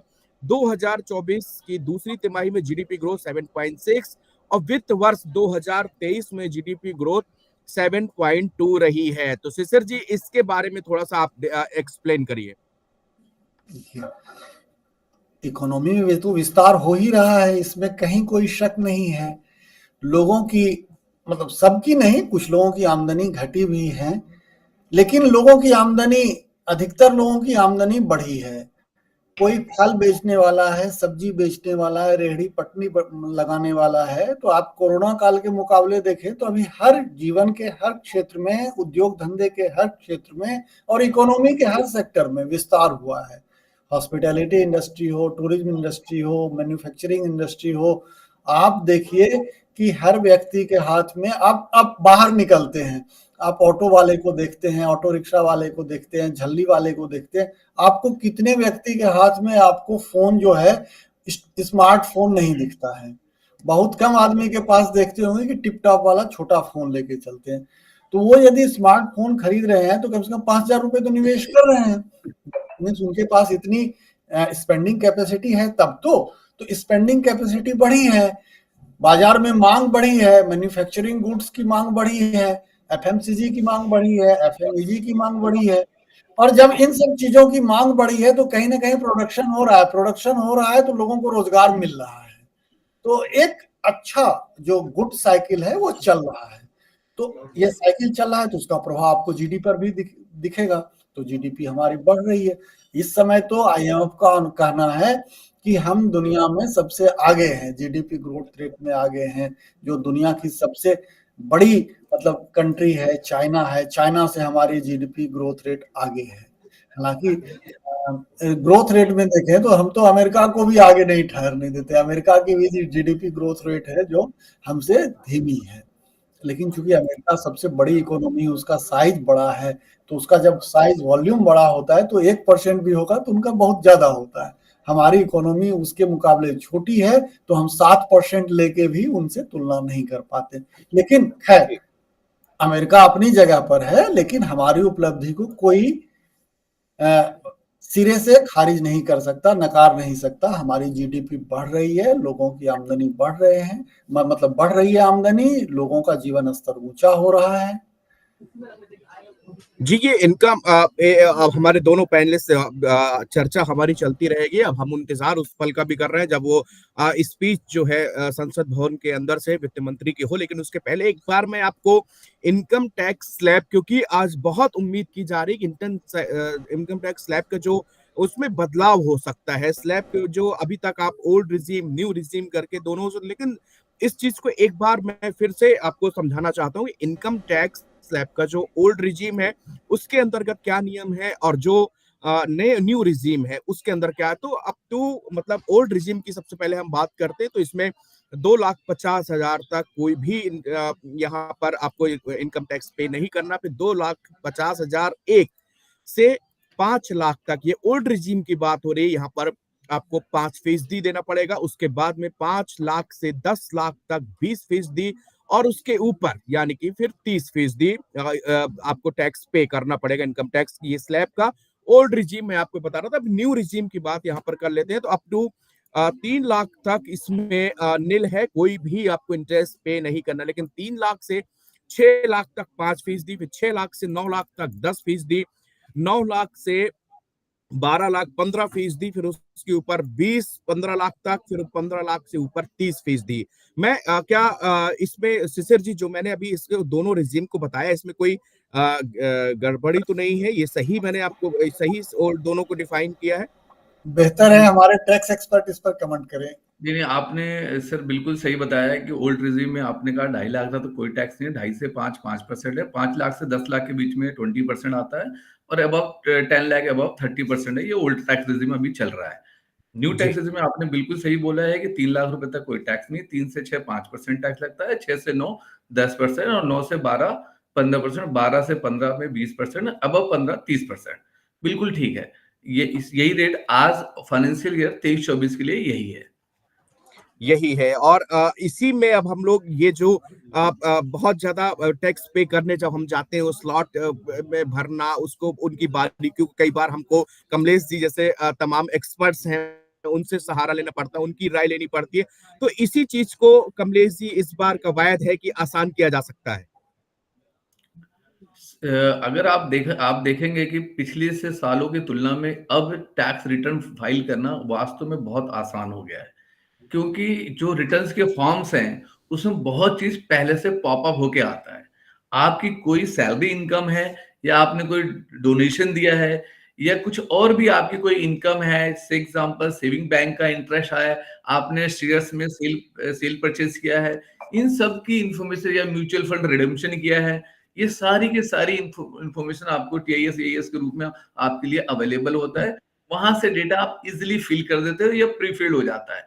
अगर आपको लगता है इंफॉर्मेशन ठीक है, आप सेम फॉर्म सबमिट कर सकते हो, और आपको लगता है कि गलत है तो आप उसमें चेंजेस करके अपने रिटर्न फाइल कर सकते हो। और सैलरीड एम्प्लॉय के लिए बहुत आसान है आज की डेट में रिटर्न फाइल करना। ऑब्वियस बिजनेसमैन के लिए थोड़ा कॉम्प्लिकेटेड है, प्रोफेशनल की हेल्प लेनी पड़ती है। अदरवाइज सैलरी के लिए बहुत आसान है, बहुत सारे सैलरीड एम्प्लॉय खुद ही अपने रिटर्न फाइल करते हैं। जी जी बिल्कुल। और अच्छा शिशिर जी, एक बात, जैसे अभी हम लोग चर्चा कर रहे थे कि हर वर्ग को यहाँ पर खुश करने की कोशिश होती है, और सबसे ज्यादा फोकस, जबकि कमलेश जी से मेरी बात हो रही थी, उन्होंने बताया कि 26 जनवरी में जब आपने पूरी कर्तव्य पथ पर जो महिला शक्ति को देखा, उसी तरह आज भी मैं कई जगह पढ़ रहा था कि महिलाओं को लेकर, महिला किसानों के लेकर वहां पर घोषणाएं की जा सकती हैं। हाँ, बिल्कुल हो सकती है। देखा जाए तो किसानों में, मतलब किसान जैसे ही हम बोलते हैं तो हमारे मन में छवि उठती है कि कोई हल जोतता व्यक्ति हो या खाद छिड़कता हुआ कोई व्यक्ति हो। लेकिन जब से महिला सशक्तिकरण की बात हुई है तो अब महिला किसानों की संख्या भी अच्छी खासी बढ़ी है। महिलाएं अब खेतों में अब नई नई टेक्नोलॉजी आ रही है, नए नए प्रयोग हो रहे हैं, उसी तरह अब महिलाएं भी किसान बन रही हैं। तो हो सकता है कि सरकार महिला किसानों के लिए कोई विशेष योजना की घोषणा कर दे। हो सकता है कि सरकार महिलाओं को बढ़ावा देने के लिए, क्योंकि आमतौर पर महिलाओं के नाम पर जमीन जायदाद अपने समाज में कम ही होते हैं, तो महिलाओं के नाम पर जमीन जायदाद हो, जमीन हो, खास करके खेतीहर जमीन हो, वो खेती करें, तो हो सकता है उनके लिए कुछ विशेष योजना की घोषणा हो जाए। इसके लिए थोड़ा देर हमें और इंतजार करना होगा, देखते हैं वित्त मंत्री के पिटारे से क्या मिलता है। कमलेश जी, अगर जैसे महिलाएं हैं एक ऐसे वर्ग में जहाँ पे छोटे शहर हैं, वहां पर कोई छोटा बिजनेस स्टार्ट करना चाहती हैं, वहां पर वो कारोबार स्टार्ट करना चाहती है, क्या उसके लिए क्या सरकार के अभी जो इस बजट में क्या हो सकता है, या पहले से उनके लिए क्या नियम है कि कम ब्याज दर में उनको पैसा मिल जाए, जबकि अपना वो लघु कुटीर उद्योगों को वो डेवलप कर सके, अपने साथ 4 लोगों को और वहां पर जोड़ सके? सर देखिए, पहले से एमएसएमई लोन अवेलेबल हैं। छोटे-छोटे उद्योग धंधों के लिए बैंक से हमें एमएसएमई लोन मिल रहा है, जो कि नॉर्मल बैंक रेट से जो रेट ऑफ इंटरेस्ट कम होता है, जो कि बहुत लोगों को हेल्प हो रहा है। क्योंकि पहले लोग क्या करते थे, साहूकार या महाजन्स के पास जाके privately higher tax interest rate पे हायर इंटरेस्ट रेट पे लोन लेते थे, जो कि बहुत उनको कॉस्ट आती थी।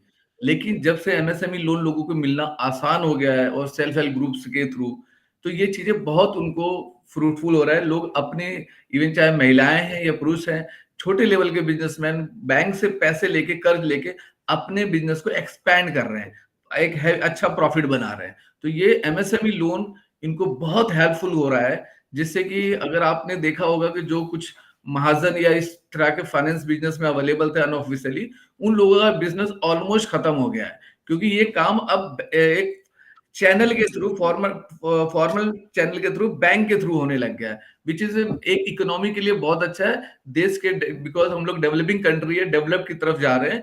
ये उसका बहुत अच्छा साइन है कि एमएसएमई लोन अवेलेबल है और रेट ऑफ इंटरेस्ट और कम हो, तो जिससे कि ज्यादा से ज्यादा और लोग इसके अंदर कवर हो, लो कॉस्ट पे, लो कॉस्ट पे उनको, छोटे बिजनेसमैन को एक फंड अवेलेबल हो। जी सर। शिशिर जी, ये जो एमएसएमई जिसकी बात की, चर्चा की, हमेशा ये सरकारों की स्पीचेस में और उनके में तमाम बड़े बड़े आंकड़े की इतने लोगों ने लोन लिया, इतने युवाओं ने लोन लिया, लेकिन वो प्रोसेस, जब हम कई लोगों से बात करते हैं, आम लोगों से, कहते हैं ये प्रोसेस बहुत लंबी है जी, हम बैंक जाते हैं हमको लोन नहीं मिलता है। लेकिन ये जो आंकड़े आते हैं वो बताते हैं कि 20,000 करोड़ का जो है लोगों ने एमएसएमई में लोन लिया या युवाओं ने इतना लोन लिया। ये प्रोसेस क्या वास्तव में बहुत डिफिकल्ट है लोन लेने की और फिर अपना बिजनेस स्टार्ट करने की? हो सकता है ऐसा हो, क्योंकि मैंने कभी इस बारे में गौर नहीं किया या बैंक जाके हमने अधिकारियों से बात नहीं की, क्योंकि बैंक अधिकारी, आप छोटा सा होम लोन या पर्सनल लोन भी लेना तो आपसे 20-25 पेज का वो भरवाते हैं बैंक अधिकारी। ढेर सारी चीजें पूछते हैं आपसे, सैलरी स्टेटमेंट लेंगे, बैंक अकाउंट डिटेल लेंगे, पैन आधार तो लेंगे ही, और पूछेंगे कि आपके नाम कोई चल संपत्ति है, अचल संपत्ति हो। दरअसल बैंक वाले अपने लोन को खराब या बैड लोन नहीं करना चाहते, इसके लिए वो सामने वाले से उनकी रिपेइंग कैपेसिटी के बारे में पूरी पूछताछ करते हैं। यदि सामने वाले की रिपेइंग कैपेसिटी ठीक नहीं है तो वो चाहते हैं कि कोई गारंटर मिल जाए या कुछ और चीजें, कोई रेहन रख दे, बंधक रख दे। तो हो सकता है कि कारोबारियों को कहीं दिक्कत होती होगी, क्योंकि ढेर सारे लोग, जैसे हमें, मेरी ही एक सब्जी बेचने वाले से बात हुई, उन्होंने कहा कि हम बैंक गए थे लोन लेने, बोला तुम्हारे पास पैन कार्ड है? तो हमने कहा नहीं है। वो बैंक वाले पूछते हैं कि तुम आईटीआर दाखिल करते हो? तो उसने कहा नहीं। बोला तुमको कुछ नहीं मिलेगा, 10 पैसे का लोन नहीं मिलेगा। तो अपने अपने नियम, अपने अपने कायदे हैं। अब देखिए इसमें इसी के बीच राह निकलनी है, इसी के बीच सब चीज होना है। तो बैंक वाले भी काफी हद तक अपने नियमों के पालन में लगे होंगे।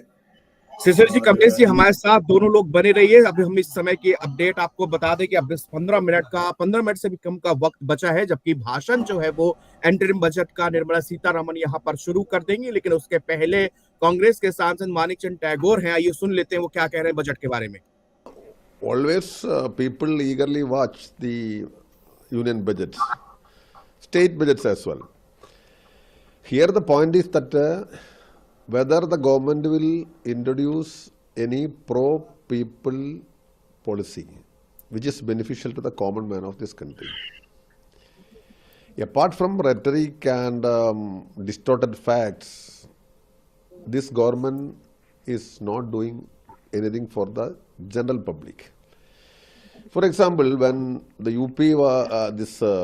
NDA government came into power in 2014, the major campaign of the NDA, especially the BJP, was against petroleum price hike. Many programs, jadas, speeches you can see still available in YouTube. The promise was to reduce the amount of petroleum products, including diesel and petrol, to minimum to 50 rupees. Now what is? तो आप ये सुन रहे थे, वो लगातार आसान वो कह रहे हैं कि कुछ ऐसा हो आम लोगों को, उससे लाभ, पेट्रोल के दाम बढ़ रहे हैं, सरकार जो है ये तमाम बातें मानिक चंद यहाँ पर कहते हुए नजर आ रहे हैं। और ऐसे विपक्षी पार्टियों की तमाम यहाँ पर प्रतिक्रियाएं हम सुबह से सुन रहे हैं। उन्होंने कहा कि ये सब जो सरकार है, इसमें इस सरकार में गरीब गरीब होता जा रहा है, और जो अमीर है वो अमीर होता जा रहा है। इन दोनों के बीच की जो खाई है वो बढ़ती जा रही है। तो क्या शिशिर जी वास्तव में कुछ ऐसा है कि गरीब गरीब होता जा रहा है और रईस रईस होता जा रहा है? जीडीपी लगातार बढ़ती जा रही है, आपकी ग्रोथ रेट सारे प्लस में दिख रहे हैं, आपको सब ऊपर से ही अच्छा दिख रहा है। लेकिन लगातार, अब मैं खासकर कांग्रेस की बात करूं, राहुल गांधी इस समय न्याय यात्रा निकाल रहे हैं, वो भी जगह जगह जाके इसी बात को उठा रहे हैं कि देखिए हम हर हाशिए पर जो लोग हैं उनको उठाने की कवायद है, लेकिन गरीब गरीब होता जा रहा है और रईस रईस होता जा रहा है। देखिए, इसमें इसका सबसे अच्छा विश्लेषण होता है आर्थिक समीक्षा से। इस बार बजट से पहले आर्थिक समीक्षा आई नहीं। आर्थिक समीक्षा में ही सब चीज का आंकड़ा रहता है, चाहे गरीबों का आंकड़ा हो, अमीरों का आंकड़ा हो। इवन ये भी उसमें रहता है कि पोस्ट कार्ड, हर एक पोस्ट कार्ड को बेचने में सरकार को कितना घाटा हो रहा है। तो जब तक आर्थिक समीक्षा ना आ जाए तब तक हवा में तलवार भांजने से बेहतर है कि सामने आपके कुछ कागज हो। जी। तो हमें लगता है कि जब तक सरकार की तरफ से पेपर ना आ जाए तब तक इसको पॉलिटिशियन के बीच ही रहने दिया जाए। हम लोग तो आंकड़े पर बात करेंगे यहाँ।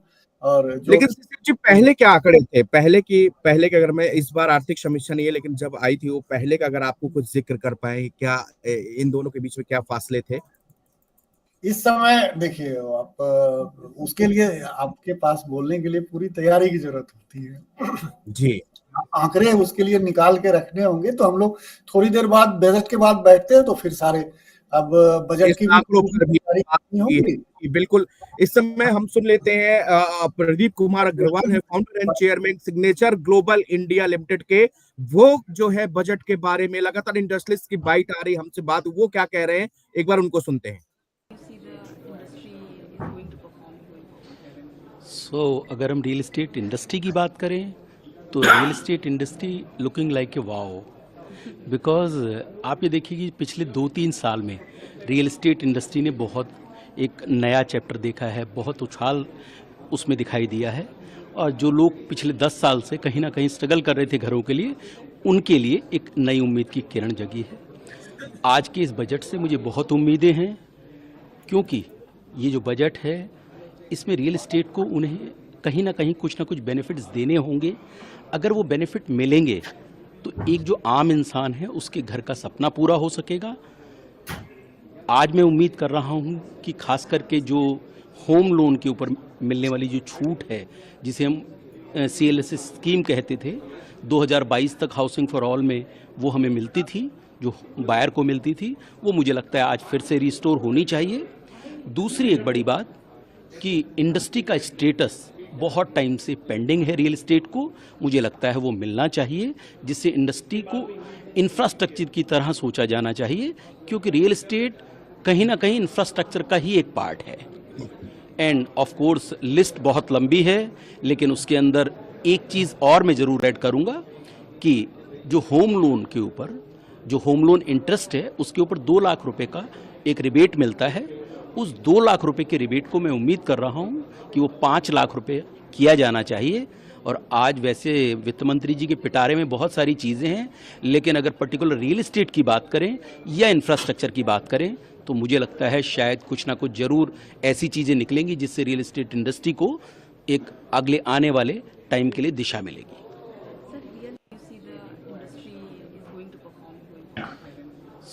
अगर हम रियल एस्टेट इंडस्ट्री की बात करें तो real estate industry looking like a wow, because आप ये देखिए कि पिछले 2-3 साल में तो आप सुन रहे थे, उनका कहना है कि रियल एस्टेट में बूम है लाइक वाउस। कमलेश जी, थोड़ा इनकी बात को आप आसान भाषा में ज्यादा बेहतर समझा सकते हैं, क्योंकि अभी कुछ देर पहले आप इन्हीं की बातों को आप अभी एक्सप्लेन कर रहे थे। सर देखिए, ऐसा है जैसे बताया जा रहा था कि जो अभी होम लोन का इंटरेस्ट पे डिडक्शन है वो 2 लाख रुपए है। उन्होंने भी ये बात कही और अभी भी है, और ये कई सालों से है। तो इस लिमिट को, कि लोगों को अगर टैक्स सेविंग करने के लिए होम लोन के ऊपर इंटरेस्ट की लिमिट 2 लाख से बढ़ा के, जैसे सर बता रहे थे, इनकी एक्सपेक्टेशन 5 लाख हो जाएगी।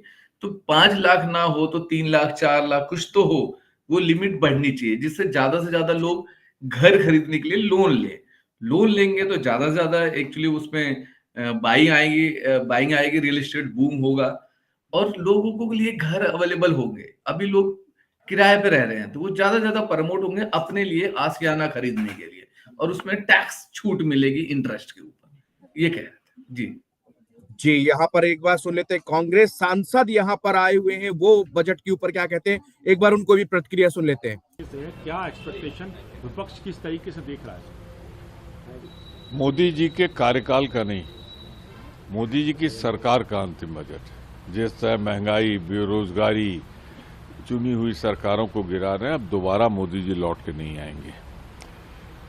मैं सिर्फ इतना कहना चाहता हूं कि सबसे बड़ी इस देश की समस्या महंगाई और बेरोजगारी, मैं देखना चाहता हूं उस पर उन्होंने क्या सार्थक कदम उठाया। जब ये 2014 में आए थे तब क्या था, कर्जा, अंतर्राष्ट्रीय कर्जों का बोझ वो कई गुना बढ़ गया। तो निश्चित रूप से मैं देखना चाहूंगा कि जो अंतर्राष्ट्रीय कर्जा बढ़ा हुआ है उसके कितना पाटा इन्होंने, कितना कम करने का प्रयास कर रहे हैं। फिर बहुत समस्याएं हैं, उद्योग नहीं लग रहे हैं, चंद घरानों को ही सारी सुविधा दी जा रही है, बाकी लोग इंतजार कर रहे हैं। तो ये सब मिलाकर अगर आप देखें तो ये प्रतीक्षा, महंगाई, बेरोजगारी, अंतर्राष्ट्रीय कर्जा, क्या एक्सपेक्टेशन विपक्ष किस तरीके से देख रहा है? मोदी जी के कार्यकाल का नहीं, मोदी जी की सरकार का अंतिम बजट, जिस तरह महंगाई, बेरोजगारी, चुनी हुई सरकारों को गिरा रहे हैं, अब दोबारा मोदी जी लौट के नहीं आएंगे। मैं सिर्फ इतना कहना चाहता हूं कि सबसे बड़ी इस देश की समस्या महंगाई और बेरोजगारी, मैं देखना चाहता हूं उस पर उन्होंने क्या सार्थक कदम उठाया। जब ये 2014 में आए थे तब क्या था, कर्जा, अंतर्राष्ट्रीय कर्जों का। कांग्रेस सांसद प्रमोद तिवारी को आप सुन रहे थे, जो कि सरकार के ऊपर तमाम तरीके के सवाल उठाते हुए उन्होंने इंटरनेशनल कर्जा, अंतर्राष्ट्रीय कर्ज का बोझ बढ़ा है 2024 से पहले। वो कह रहे हैं कि कितना था, अब कितना है, रोजगार की, बेरोजगारी की समस्या है, और उसके अलावा यहाँ पर महंगाई सबसे बड़ा है। उन्होंने कहा कि इन सब चीजों से सरकार कैसे निपटती है, और एक सबसे बड़ा जो उन्होंने बयान दिया है इसमें, वो कह रहे हैं कि ये अंतरिम बजट नहीं, ये मोदी सरकार का आखिरी बजट है, इसके बाद से इलेक्शन होंगे और सरकार की वापसी जो है वो संभव नहीं है। फिलहाल ये विपक्षी नेता है, इनका तो सरकार के प्रति सवाल करना इन लोगों का अपना कर्तव्य है, और वो प्रमोद तिवारी करते हुए नजर आ रहे हैं। लेकिन इस बीच मैं आपको बता दूं कि 10:52 हो गए हैं। हमारे साथ में हमारे सहयोगी कमलेश जी और लगातार शिशिर जी मौजूद रहेंगे, और जैसे ही ये भाषण शुरू होगा, निर्मला सीतारमन जैसे एक एक करके अपने पत्ते वहां पर उनके टैब से आगे निकलेंगी चीजें, वैसे वैसे हम आपको यहाँ पर अपने विशेषज्ञों से उसको एक्सप्लेन करते जाएंगे कि उसके मायने क्या है। क्योंकि कई बार ऐसी चीजें इकोनॉमी में होती हैं और कुछ भाषण जिसको आप आसान भाषा में समझना होगा क्या चीज वो उनके टैक्स स्लैब में अगर चेंजेस हुए तो वो क्या चेंजेस हुए, वो किस तरह के चेंजेस है। तो हमारे साथ कहीं मत यहाँ जाइएगा मत। और 11 बजे तो जैसे ही भाषण शुरू होगा, हमारे साथ में हमारे कमलेश जी जो हमारे सीए हैं, हमारे साथ पैनल में लगातार चीजों को आसानी भाषा में आप लोगों को समझा रहे हैं। उसी के साथ शिशिर जी हमारे साथ मौजूद रहेंगे, दोनों पैनलिस्ट। इसके साथ और भी पैनलिस्ट हमारे साथ जुड़ेंगे, अलग अलग क्षेत्र के लोग, वो आपको बेहतर समझा पाएंगे कि किस क्षेत्र में इस पिटारे में, इस बजट में, अंतरिम बजट में क्या निकला है। फिलहाल बने रहिए नवभारत टाइम्स के साथ।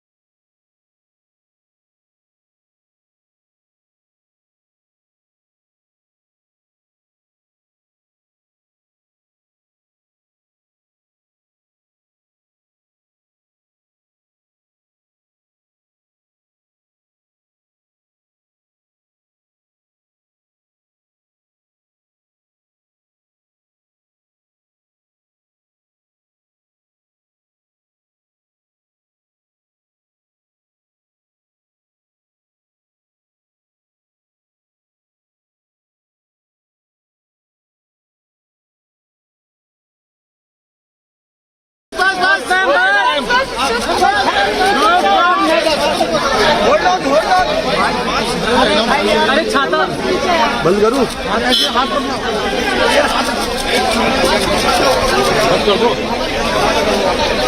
अरे ये नहीं, छाता बंद कर दो यार, छाता पीछे कर दो।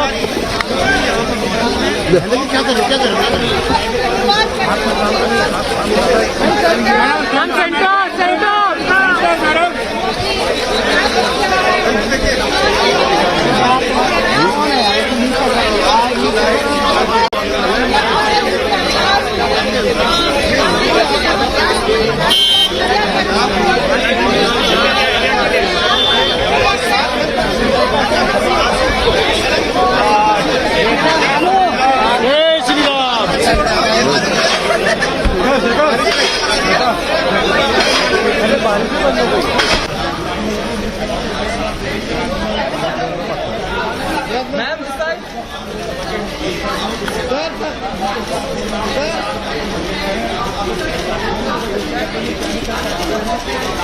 Ma'am centre, ma'am centre, madam centre, ma'am centre.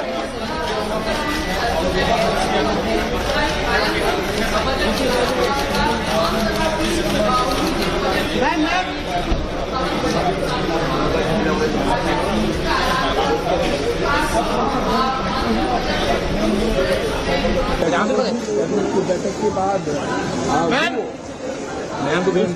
Budget को कैबिनेट की बैठक में रखी गई, बजट को मंजूरी मिलेगी और उसके बाद 11 बजे लोकसभा में मुख्यमंत्री निर्मला सीतारमन बजट पेश करेंगी, बजट भाषण देना।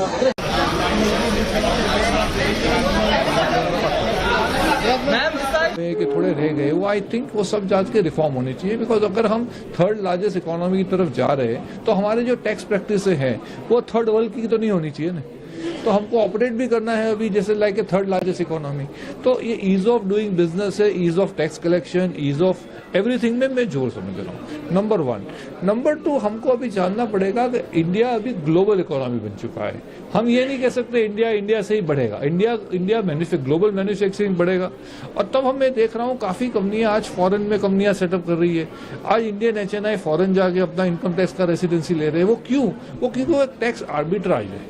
मेरा खुद मानना ये सॉल्व नहीं है जो मैं कह रहा हूँ। इससे तो इंडिया का फायदा है कि आपको ऐसा एक सिस्टम करना पड़ेगा कि जो ग्लोबल इनकम है, आपकी बिजनेस इनकम हो कि ग्लोबल पर्सनल इनकम हो, उसको इंडिया में एक अलग स्लैब से टैक्स किया जाए। उससे फायदा क्या होगा कि इंडिया में रहेगा, इंडिया के लिए कंट्रीब्यूट करेगा। और इससे ओवरऑल मेरे हिसाब से एक जो आज जो मैं देख रहा हूँ, आप देखो एक होड़ चढ़ी है भी ये चला गया दुबई, ये चला गया सिंगापुर, ये कंपनी ने स्टार्टअप वहां से खोला। वो क्यों भैया? जब हम गिफ्ट सिटी बना रहे हैं, लोगों को बोल रहे हैं गिफ्ट सिटी आगे करो, हम आपको टैक्स बेनिफिट दे रहे हैं, तो ये बाकी सेक्टरों में, वो खाली फाइनेंस के लिए, तो बाकी सेक्टरों में क्यों नहीं कर सकते? तो मेरा ये मानना है कि इसकी एक जरूर है। और ये जो चला है कि भाई बड़े लोग को बड़ा टैक्स दो, वो भी गलत है। आज हम सबका साथ सबका विकास की बात कर रहे हैं, सबका टैक्स भी होना चाहिए बराबर। तो ये मैं मानता हूँ एक टैक्स रैशनलाइजेशन की जरूरत है। बजट के ठीक पहले एक नोटिफिकेशन आता है जिसमें मोबाइल कंपोनेंट की इम्पोर्ट ड्यूटी कम कर दी जाती है और वुमेन एम्पावरमेंट की बात की जाती है, जिसमें लेबर मिनिस्टर ने इसको करा है कि वुमेन सेंट्री के जो भी रूल्स हैं उसको लागू किया जाए। इस क्या माना जाए कि हम एक ये बजट जो है एक्सपोर्ट हब की तरह इंडिया को डेवलप करने की बात की जाएगी और वुमेन को और मोर एम्पावरमेंट दी जाएगी? ग्लोबल तो मैंने अभी बताया, इंडिया अभी ग्लोबल इकोनॉमी में जुड़ गया है। इंडिया की इकोनॉमी ग्लोबल से लिंक हो गई है और हमारा ग्रोथ ग्लोबल से लिंक्ड है। इंडिया का आज मैन्युफैक्चरिंग मेक इन इंडिया रहा ही नहीं है, make in India for export ही है। तो इसीलिए जो भी हमको करना है वो ग्लोबल इकोनॉमी की तरह करना है। और ये जो आप इम्पोर्ट ड्यूटी की बात करते हैं, वो भी एक ग्लोबल लेवल पे होने चाहिए जो फॉरेन डेवलप कंट्रीज की होते हैं, मेरा फुल्ली मानना है। और हमको ज्यादा मैन्युफैक्चरिंग इंडिया में कराना है, इंडिया को एक कंज्यूमिंग लेड नहीं बनाना है। तो आज मोबाइल की आप बात करो, मोबाइल में पार्ट लगा के असेंबली करे, वो नहीं करना है। हमको मोबाइल इंडिया में बनाना है, हमको इंडिया में गाड़ी बनानी है, हमको असेंबली नहीं करनी ना, हमको खाली इंडिया को कंजम्पशन मार्केट बनाए। और जो वुमन की बात कर रहे हो, मेरे हिसाब से लॉन्ग पेंडिंग था इंडिया में वुमन। आज हमारे घर में भी देख लो, वुमन को एक अलग ही दर्जा है। और आई थिंक इकोनॉमी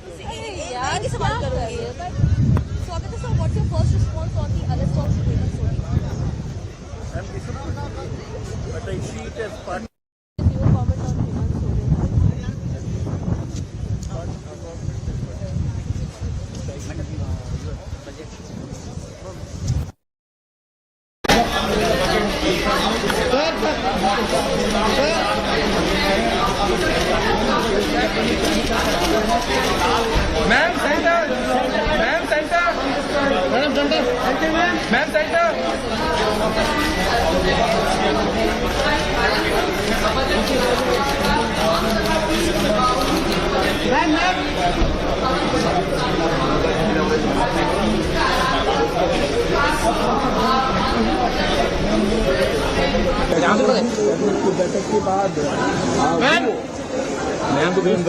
बजट को बैठक में रखेगी, बजट को मंजूरी मिलेगी और उसके बाद 11 बजे लोकसभा में मुख्यमंत्री निर्मला सीतारमन बजट पेश करेंगी, बजट भाषण देना।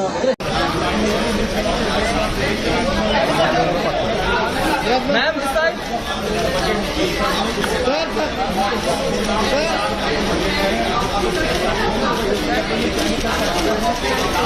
Ma'am centre, ma'am centre, madam centre, ma'am centre.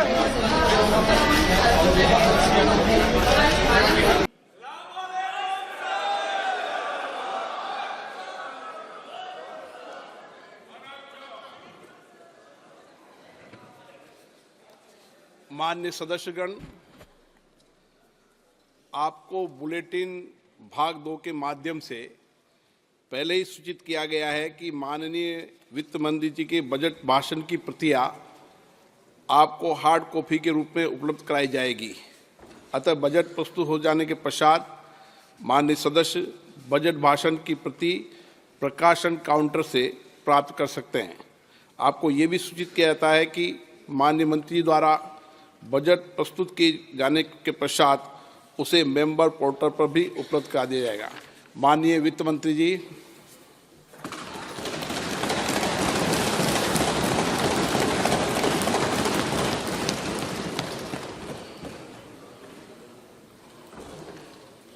Honorable Speaker, I present the interim budget for 24-25.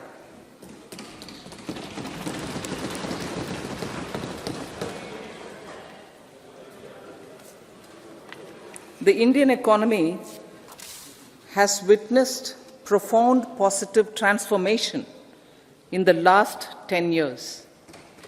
The people of India are looking ahead to the future with hope and optimism.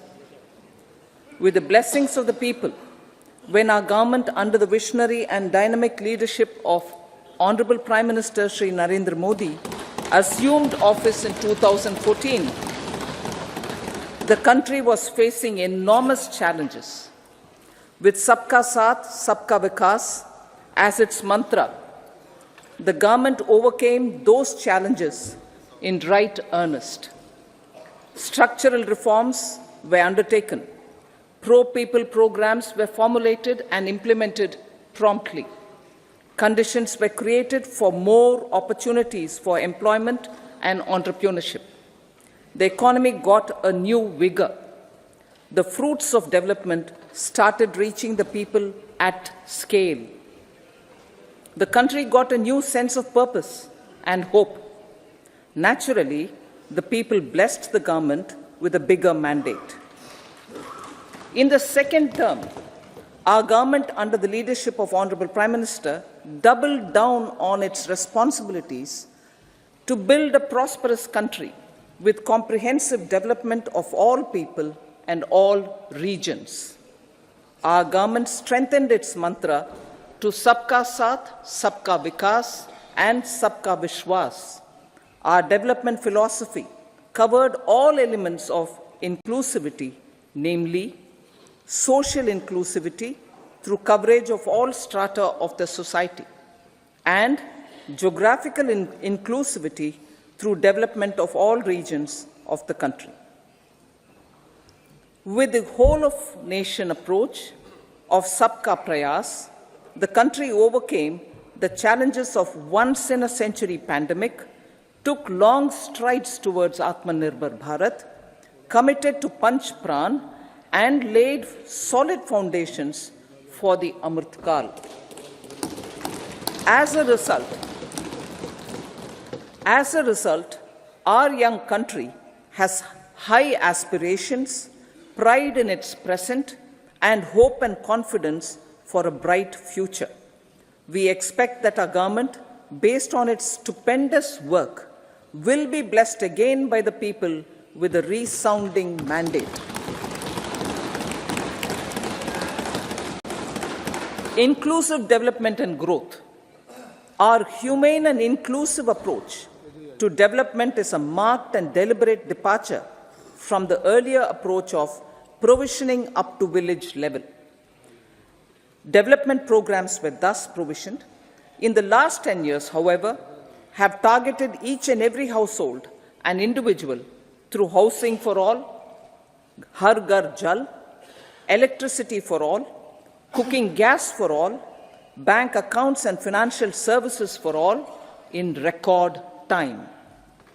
The worries about food have been eliminated through free ration for 80 crore people. Minimum support prices for the produce of Annadata are periodically increased appropriately. These and the provision of basic necessities have enhanced real income in the rural areas. Their economic needs could be addressed, thus spurring growth and generating jobs. Social justice. Our government is working with an approach to development that is all-round, all-pervasive, and all-inclusive. Sarvangin, Sarvasparshi, or Sarvasamaveshi. It covers all castes and people at all levels. We are working to make India a Vikasit Bharat by 2047. For achieving that goal, we need to improve people's capability and empower them. Previously, social justice was mostly a political slogan. For our government, social justice is an effective and necessary governance model. The saturation approach of covering all eligible people is the true and comprehensive achievement of social justice. This is secularism in action, reduces corruption, and prevents nepotism, prevents Bhai Bhatijawad. There is transparency and assurance that benefits are delivered to all eligible people. The resources are distributed fairly. All, regardless of their social standing, get access to opportunities. We are addressing systemic inequalities that had plagued our society. We focus on outcomes and not on outlays, so that the social economic transformation is achieved. As our Prime Minister firmly believes, we need to focus on 4 major castes. They are Garib, Mahilaye, Yuva and Annadata. Their needs, their aspirations and their welfare are our highest priority. The country progresses when they progress. All 4 require and receive government support in their quest to better their lives. Their empowerment and well-being will drive the country forward. Garib Kalyan, Desh Ka Kalyan. We believe in empowering the poor. The earlier approach of tackling poverty through entitlements had resulted in very modest outcomes. When the poor became empowered partners in the development process, government's power to assist them also increases manifold. With the pursuit of Sabka Saath, in these 10 years, the government has assisted 25 crore people to get freedom from multi-dimensional poverty. Our government's efforts are now getting synergized with energy and passion of such empowered people. This is truly elevating them from poverty. Direct benefit transfer of 34 lakh crore rupees from the government using PM Jan Dhan accounts has led to savings of 2.7 lakh crores of rupees for the government. This savings has been realized through avoidance of leakages prevalent earlier. The savings have helped in providing more funds for Garib Kalyan. PM Swanidhi has provided credit assistance to 78 lakh street vendors. From that total of 78 lakh street vendors, 2.3 lakh have received credit for the 3rd time. PM Janman Yojana reaches out to the particularly vulnerable tribal groups who have remained outside the realm of development so far. PM Vishwakarma Yojana provides end-to-end support to artisans and craftspeople engaged in 18 trades. The schemes for empowerment of Divyangs and transgender persons reflect firm resolve of our government to leave no one behind. Welfare of Annadata. Farmers are our Annadata. Every year under PM Kisan Samman Yojana, direct financial assistance is provided to 11.8 crore farmers, including marginal and small farmers. Crop insurance is given to 4 crore farmers under PM Fasal Bima Yojana. These, besides several other programs, are assisting Annadata in producing food for the country and for the world. Electronic National Agricultural Market has integrated 1,361 mandis and is providing services to 1.8 crore farmers with trading volume of 3 lakh crores of rupees. The sector is poised for inclusive, balanced, higher growth and productivity. These are facilitated from farmer-centric policies, income support, coverage of risks through price and insurance support, promotion of technologies and innovations through startups. empowering the Amrit PD, the Yuva. Our prosperity depends on adequately equipping and empowering the youth. The National Education Policy 2020 is ushering the transformational reforms. PM Schools for Rising India, PM Shri, are delivering quality teaching and nurturing holistic and well-rounded individuals. The Skill India mission has trained 1.4 crore youth, upskilled and reskilled 54 lakh youth, and established 3,000 new ITIs. A large number of institutions of higher learning, namely 7 IITs, 16 triple ITs, 7 IIMs, 15 AIMS, and 390 universities have been set up. PM Mudra Yojana has sanctioned 43 crore loans aggregating to 22.5 lakh crores of rupees for entrepreneurial aspirations of our youth. Besides that, Fund of Funds, Startup India, and Startup Credit Guarantee schemes are assisting our youth. They are also becoming Rozgar Data. The country is proud of our youth scaling new heights in sports. The highest ever medal tally in Asian Games and Asian Para Games in 2023 reflects a high confidence level.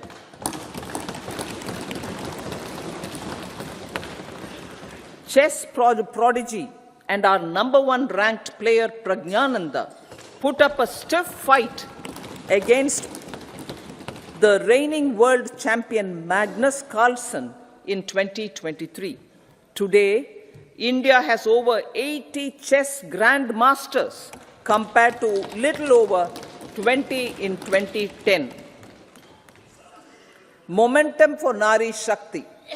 The empowerment of women through entrepreneurship, ease of living, and dignity for them has gained momentum in these 10 years. 30 crore Mudra Yojana loans have been given to women entrepreneurs. Female enrollment in higher education has gone up by 28% in 10 years. In STEM courses, girls and women constitute 43% of enrollment, one of the highest in the world. All these measures are getting reflected in the increasing participation of women in workforce. Making triple talaq illegal, reservation of 1/3 seats for women in the Lok Sabha and state assemblies, and giving over 70% houses under PM Awas Yojana in rural areas to women, and giving over 70% houses under PM Awas Yojana in rural areas to women as sole or joint owners have enhanced their dignity. Exemplary track record of governance, development, and performance. Besides delivering on high growth in terms of gross domestic product, the government is equally focused on a more comprehensive GDP, that is, governance, development, and performance. Our government has provided transparent, accountable, people-centric, and prompt, trust-based administration with citizen-first and minimum government, maximum governance approach. The impact of all-round development is discernible in all sectors. There is macroeconomic stability, including in the external sector. Investments are robust. The economy is doing well. People are living better and earning better, with even greater aspirations for future. Average real income of the people has increased by 50%. Inflation is moderate. People are getting empowered, equipped, and enabled to pursue their aspirations. There is effective and timely delivery of programs and of large projects. Economic management. The multi-pronged economic management over the past 10 years has complemented people-centric, inclusive development. Following are some of the major elements. 1. All forms of infrastructure, physical, digital, or social, are being built in record time.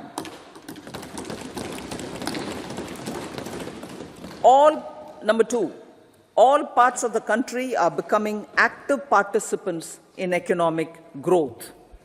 Number 3, digital public infrastructure, a new factor of production as if in the 21st century, is instrumental in formalization of the economy. Number 4, goods and services tax has enabled one nation, one market, one tax. Tax reforms have led to deepening and widening of tax base. Number 5, strengthening of the financial sector has helped in making savings, credit, and investments more efficient. Number 6, GIFT, IFSC, and the Unified Regulatory Authority, IFSCA, are creating a robust gateway for global capital and financial services for the economy. Number 7, proactive inflation management has helped keep inflation within the policy band. Now, the global context, Honorable Speaker, sir. Geopolitically, global affairs are becoming more complex and challenging with wars and conflicts. Globalization is being redefined with reshoring and friendshoring, disruption and fragmentation of supply chains, and competition for critical minerals and technologies. A new world order is emerging after the COVID pandemic. India assumed the G20 presidency during very difficult times for the world. The global economy was going through high inflation, high interest rates, low growth, very high public debt, low trade growth, and climate changes. The pandemic has led to a crisis of food, fertilizer, fuel, and finances for the world, while India successfully navigated its way. The country showed the way forward and built consensus on solutions for those global problems. The recently announced India-Middle East-Europe economic corridor is a strategic and economic game changer for India and others.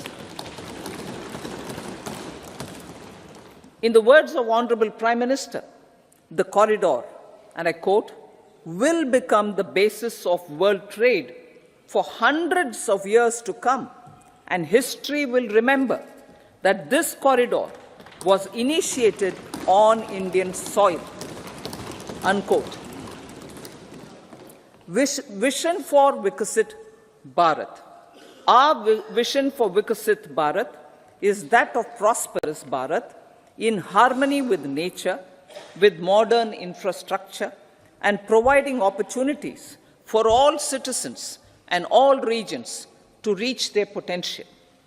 With confidence arising from strong and exemplary track record of performance and progress, earning Sabka Vishwas, the next 5 years will be years of unprecedented development and golden moments to realize the dream of developed India by 2047.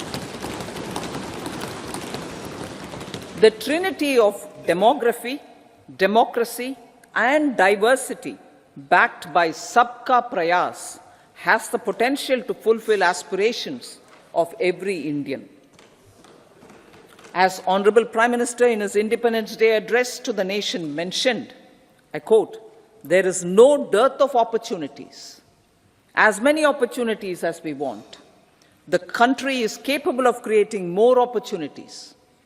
Sky is the limit," unquote. Strategy for Amrit Kal. Our government will adopt economic policies that foster and sustain growth, facilitate inclusive and sustainable development, improve productivity, create opportunities for all, help them enhance their capabilities, and contribute to generation of resources to power investments and fulfill aspirations. Guided by the principle, reform, perform, and transform, the government will take up next generation reforms and build consensus with the states and stakeholders for effective implementation.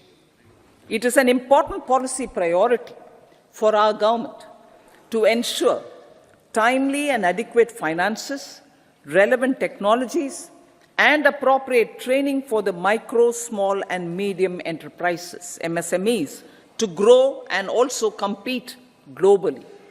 Orienting the regulatory environment to facilitate their growth will be an important element of this policy mix. Aligning with the Panchamrit goals, our government will facilitate sustaining high and more resource-efficient economic growth. This will work towards energy security in terms of availability, accessibility, and affordability. For meeting the investment needs, our government will prepare the financial sector in terms of size, capacity, skills, and regulatory framework. Aspirational Districts Program. Our government stands ready to assist the states in faster development of aspirational districts and blocks, including generation of ample economic opportunities. Development of the East. Our government will pay utmost attention to make the eastern region and its people a powerful driver of India's growth. PM Awas Yojana Gramin. Despite the challenges due to COVID, implementation of PM Awas Yojana Gramin continued, and we are close to achieving the target of 3 crore houses. 2 crore more houses will be taken up in the next 5 years to meet the requirement arising from increase in the number of families. Rooftop solarization and Muft Bijli. Through rooftop solarization, 1 crore households will be enabled to obtain up to 300 units free electricity every month. This scheme follows the resolve of Honorable Prime Minister on the historic day of consecration of Sri Ram Mandir in Ayodhya. Following benefits are expected. Savings up to 15 to 18,000 rupees annually for households from free solar electricity and selling the surplus to the distribution companies. Charging of electric vehicles. Entrepreneurship opportunities for a large number of vendors for supply and installation. Employment opportunities for the youth with technical skills in manufacturing, installation, and maintenance. Housing for middle class. Our government will launch a scheme to help deserving sections of the middle class, and I quote from Honorable Prime Minister's words, living in rented houses or slums or chawls and unauthorized colonies, unquote, to buy or build their own houses. Medical colleges. Several youth are ambitious to get qualified as doctors. They aim to serve our people through improved healthcare services. Our government plans to set up more medical colleges by utilizing the existing hospital infrastructure under various departments. A committee for this purpose will be set up to examine the issues and make relevant recommendations. Cervical cancer vaccination. Our government will encourage vaccination for girls in the age group of 9 to 14 years for prevention of cervical cancer. Maternal and child health care. Various schemes for maternal and child care will be brought under one comprehensive program for synergy in implementation. Upgradation of Anganwadi centers under Saksham Anganwadi and Poshan 2.0 will be expedited for improved nutrition delivery, early childhood care and development. The newly designed U-Win platform for managing immunization and intensified efforts of Mission Indradhanush will be rolled out expeditiously throughout the country. Ayushman Bharat. Healthcare cover under Ayushman Bharat scheme will be extended to all ASHA workers, to all Anganwadi workers and helpers. Agriculture and food processing. The efforts of value addition in agriculture sector and boosting farmers' incomes will be stepped up. Pradhan Mantri Kisan Sampada Yojana has benefited 38 lakh farmers and generated 10 lakh employment. Pradhan Mantri Formalization of Micro Food Processing Enterprises Yojana has assisted 2.4 lakh SHGs and 60,000 individuals with credit linkages. Other schemes are complementing the efforts for reducing post-harvest losses and improving productivity and incomes. For ensuring faster growth of the sector, our government will further promote private and public investment in post-harvest activities, including aggregation, modern storage, efficient supply chains, primary and secondary processing and marketing and branding. Nano DAP. After the successful adoption of nano urea, application of nano DAP on various crops will be expanded in all agroclimatic zones. Atmanirbhar Oil Seeds Abhiyan. Building on the initiative announced in 2022, a strategy will be formulated to achieve Atmanirbharta for oil seeds such as mustard, groundnut, sesame, soya bean, and sunflower. This will cover research for high-yielding varieties, widespread adoption of modern farming techniques, market linkages, procurement, value addition, and crop insurance. Dairy development. A comprehensive program for supporting dairy farmers will be formulated. Efforts are already on to control foot and mouth disease. India is the world's largest milk producer with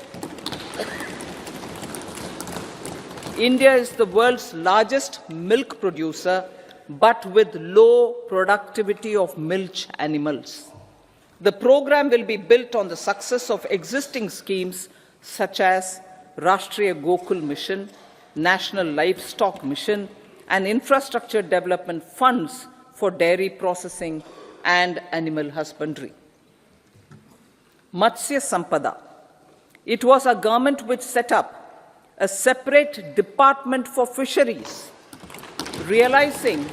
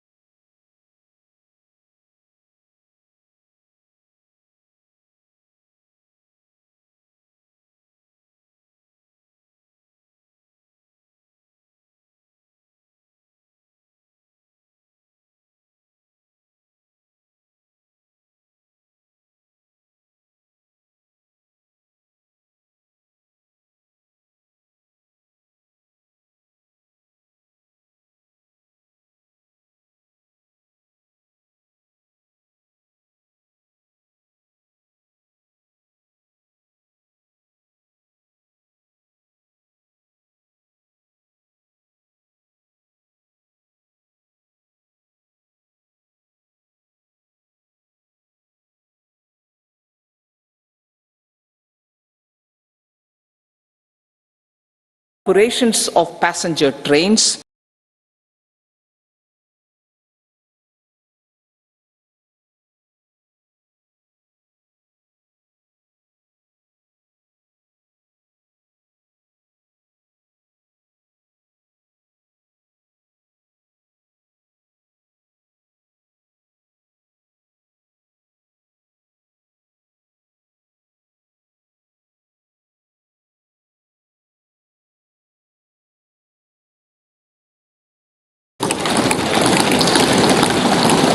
to enhance safety, convenience and comfort of passengers.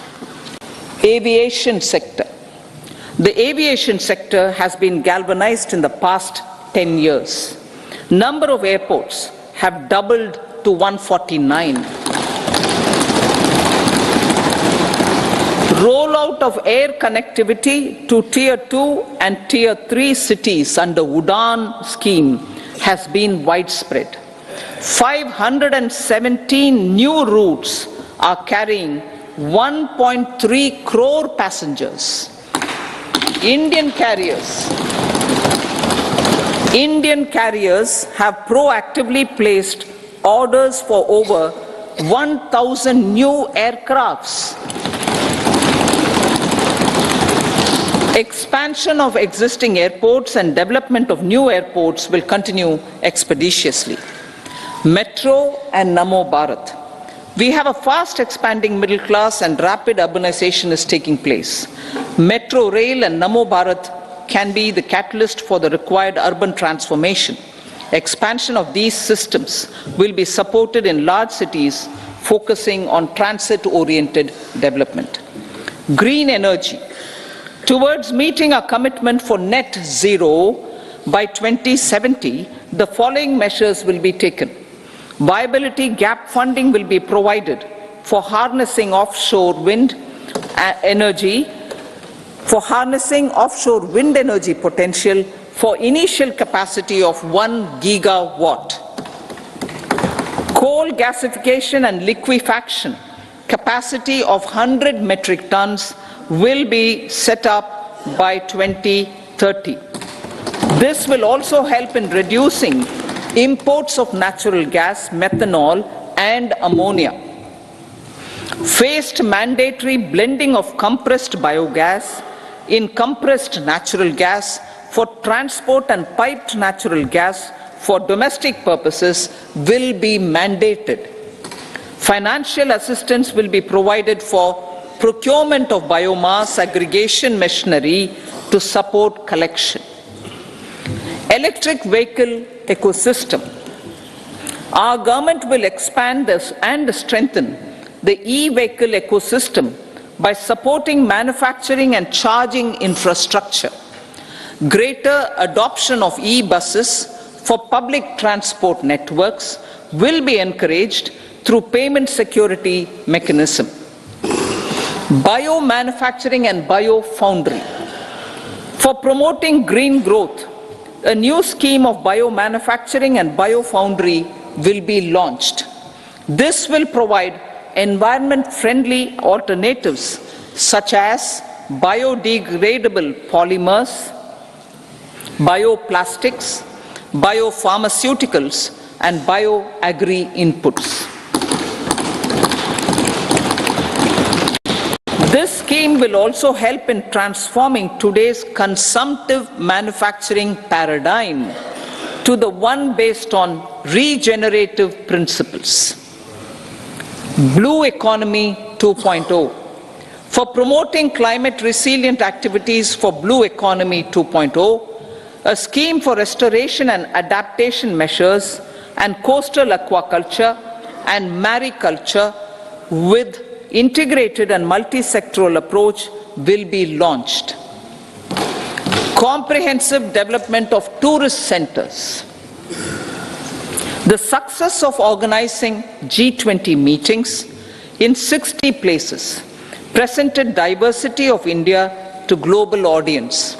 Our economic strength has made the country an attractive destination for business and conference tourism. Our middle class also now aspires to travel and explore. tourism, including spiritual tourism, has tremendous opportunities for local entrepreneurship. States will be encouraged to take up comprehensive development of iconic tourist centers, branding and marketing them at global scale. A framework for rating of the centers based on quality of facilities and services will be established. Long-term interest-free loans will be provided to states for financing such development on matching basis. To address the emerging fervor for domestic tourism, Honorable Speaker, sir, projects for port connectivity, tourism infrastructure and amenities will be taken up on our islands, including Lakshadweep. This will help in generating employment also. Promoting investments. The FDI inflow during 2014 to 23 was $596 billion US, marking a golden era. That is twice the inflow during 2005 to 14. For encouraging sustained foreign investment, we are negotiating bilateral investment treaties with our foreign partners in the spirit of First Develop India. FDI is First Develop India. Reforms in the states for Vikasit Bharat. Many growth and development enabling reforms are needed in the states for realizing the vision of Vikasit Bharat. A provision of 75,000 crore rupees as 50-year interest-free loan is proposed this year to support those milestone-linked reforms by the state governments. Societal changes. The government will form a high-powered committee for an extensive consideration of the challenges arising from fast population growth and demographic changes. The committee will be mandated to make recommendations for addressing these challenges comprehensively in relation to the goal of Vikasit Bharat. Amrit Kal as Kartavya Kal. Our government stands committed to strengthening and expanding the economy with high growth and to create conditions for people to realize their aspirations. Honorable Prime Minister in his Independence Day address to the nation in the 75th year of our Republic said, and I quote, "We commit ourselves to national development with new inspirations, new consciousness, new resolutions as the country opens up immense possibilities and opportunities. It is our Kartavya Kal." Unquote. Every challenge of the pre-2014 era was overcome through our economic management and our governance. These have placed the country on a resolute path of sustained high growth. This has been possible through right policies, true intentions, and appropriate decisions. In the full budget in July, Honorable Speaker, our government will present a detailed roadmap for our pursuit of Vikasit Bharat.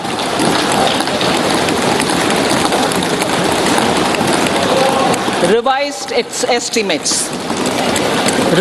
estimates of 2023-24. The revised estimate of the total receipts other than borrowings is 27.56 lakh crores of rupees, of which the tax receipts are 23.24 lakh crore rupees. The revised estimate of total expenditure is 44.90 lakh crore rupees.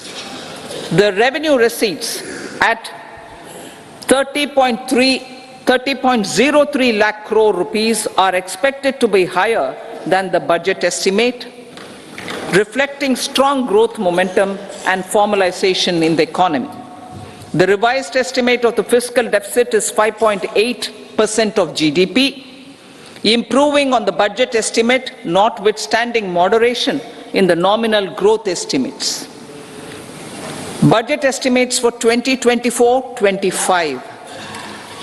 Coming to the year 2024-25, the total receipts other than borrowings and total expenditure are estimated at 30.80 and 47.66 lakh crore rupees respectively.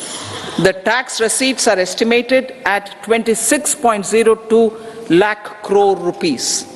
The scheme of 50-year interest-free loan for capital expenditure to states will be continued this year with an outlay of 1.3 lakh crore rupees. We continue on the path of fiscal consolidation, as announced in my budget speech of 2021-22, to reduce fiscal deficit below 4.5% by 25-26. The fiscal deficit in 2024-25 is estimated to be 5.1% of GDP, adhering to that path. So the gross and net market borrowings through dated securities during 24-25 are estimated at 14.13 lakh crore rupees and 11.75 lakh crore respectively. Both will be less than that in 23-24. Now that the private investments are happening at scale, the lower borrowings by the central government will facilitate larger availability of credit for the private sector. Vote on account. I'll be seeking vote on account approval of the Parliament through the appropriation bill for a part of the financial year 2024-25. I will now move to Part B. Honourable Speaker, sir, over the last 10 years, the direct tax collections have more than trebled and the return filers swelled 2.4 times. I would like to assure the taxpayers that their contributions have been used wisely for the development of the country and welfare of its people. I appreciate the taxpayers for their continued support. The government has reduced and rationalized tax rates. Under the new tax scheme, there is now no tax liability for taxpayers with income up to 7 lakh rupees, up from 2.2 lakh rupees in the financial year 2013-14. The threshold for presumptive taxation for retail businesses was increased from 2 crores to 3 crores.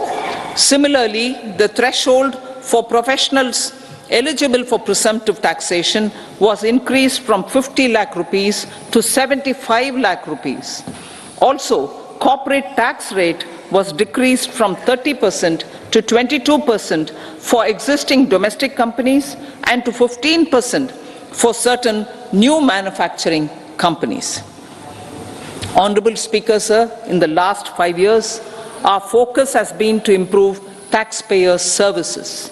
The age-old jurisdiction-based assessment system was transformed with the introduction of faceless assessment and appeal, thereby imparting greater efficiency, transparency, and accountability.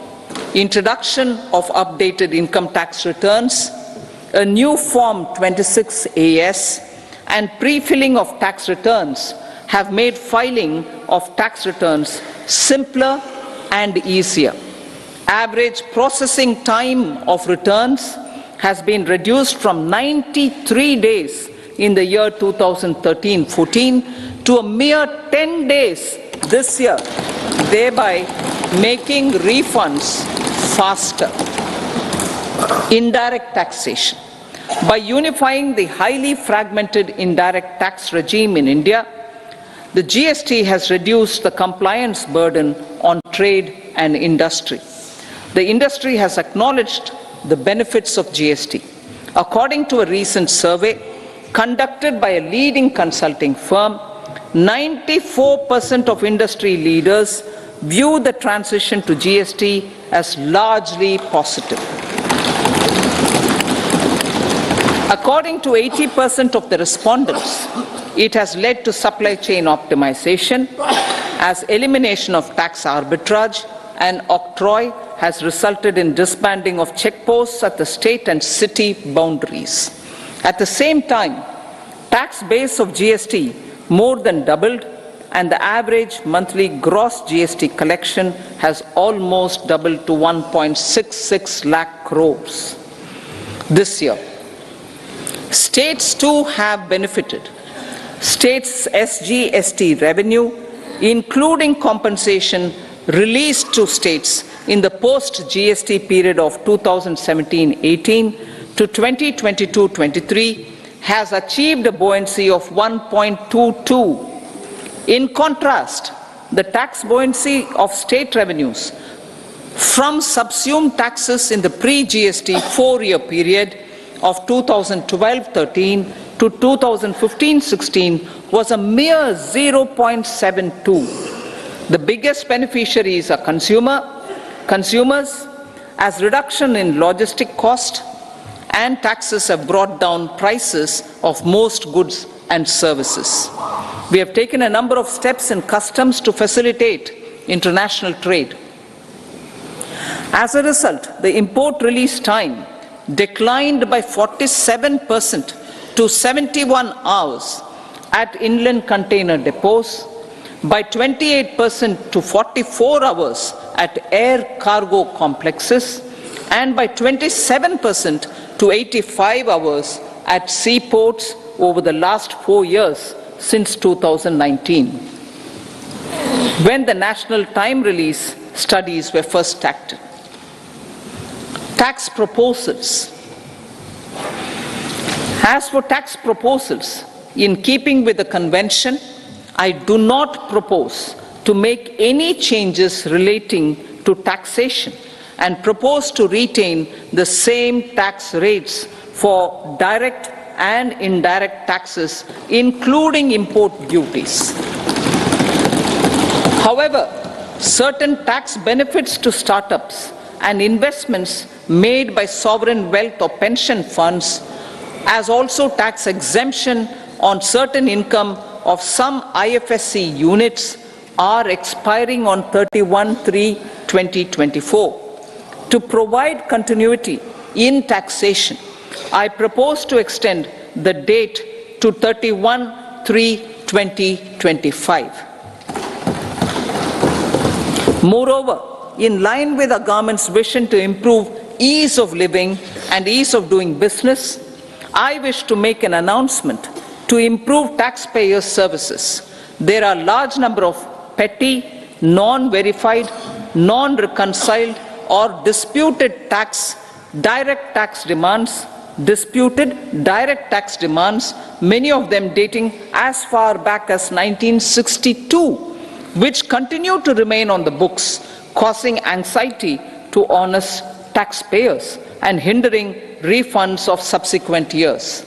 Honorable Speaker, sir, I propose to withdraw such outstanding direct tax demands up to 25,000 rupees pertaining to the period up to financial year 2009-10 and up to 10,000 rupees for financial years 2010-11 to 2014-15. This is expected to benefit about 1 crore taxpayers. 1 crore taxpayers would benefit out of this. Economy then and now.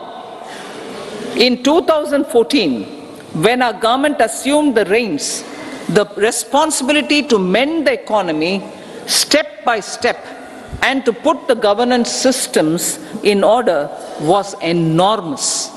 The need of the hour was to give hope to the people, to attract investments, and to build support for the much needed reforms. The government did that successfully, following a strong belief of nation first. The crisis of those years has been overcome, and the economy has been put firmly on a high sustainable growth path with all-round development. It is now appropriate to look at where we were then. I repeat, it is now appropriate to look at where we were then till 2014 and where we are now, only for the purpose of drawing lessons from the mismanagement of those years. The government will lay a white paper on table of the House.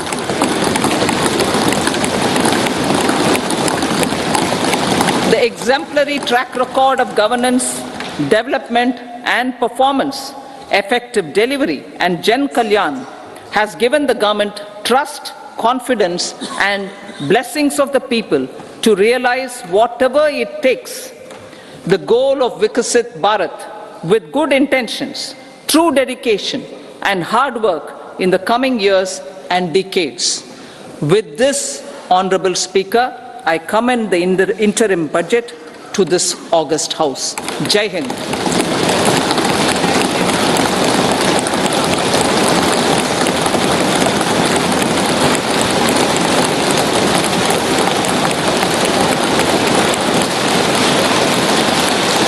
Item number 2, Srimati Nirmala Sitharaman ji.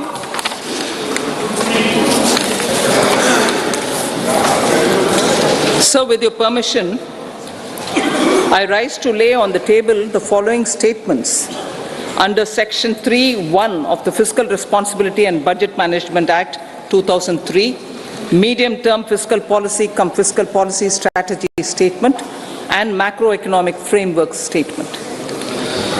Item number 3, Srimati Nirmala Sitharaman ji. Sir, with your permission, I rise to move for leave to introduce the Finance Bill 2024.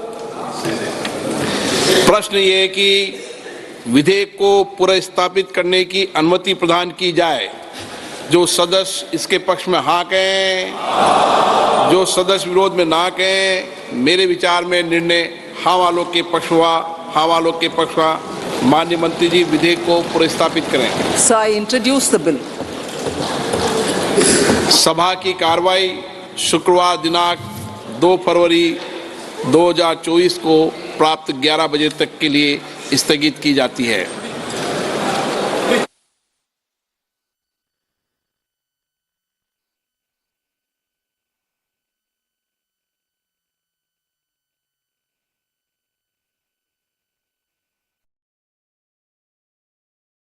India are looking ahead to the future with hope and optimism. With the blessings of the people, when our government under the visionary and dynamic leadership of Honorable Prime Minister Shri Narendra Modi assumed office in 2014, the country was facing enormous challenges. With Sabka Saath, Sabka Vikas as its mantra, the government overcame those challenges in right earnest. Structural reforms were undertaken. Pro-people programs were formulated and implemented promptly. Conditions were created for more opportunities for employment and entrepreneurship. The economy got a new vigor. The fruits of development started reaching the people at scale. The country got a new sense of purpose and hope. Naturally, the people blessed the government with a bigger mandate. In the second term, our government under the leadership of Honorable Prime Minister doubled down on its responsibilities to build a prosperous country with comprehensive development of all people and all regions. Our government strengthened its mantra to Sabka Saath, Sabka Vikas and Sabka Vishwas. Our development philosophy covered all elements of inclusivity, namely social inclusivity through coverage of all strata of the society and geographical inclusivity through development of all regions of the country. With the whole of nation approach, The Finance Minister has said that will be taken up only in the final budget. So therefore, this budget does not cover that. So as far as we are concerned, It's a very positive step forward with regard to having the headroom available for growth, considering the fiscal deficit and also the focus on equitable growth. From an industry perspective, obviously we will wait for the main budget to come to look at that details. Thank you.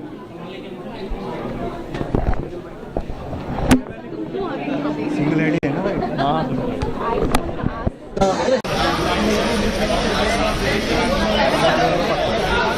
Ma'am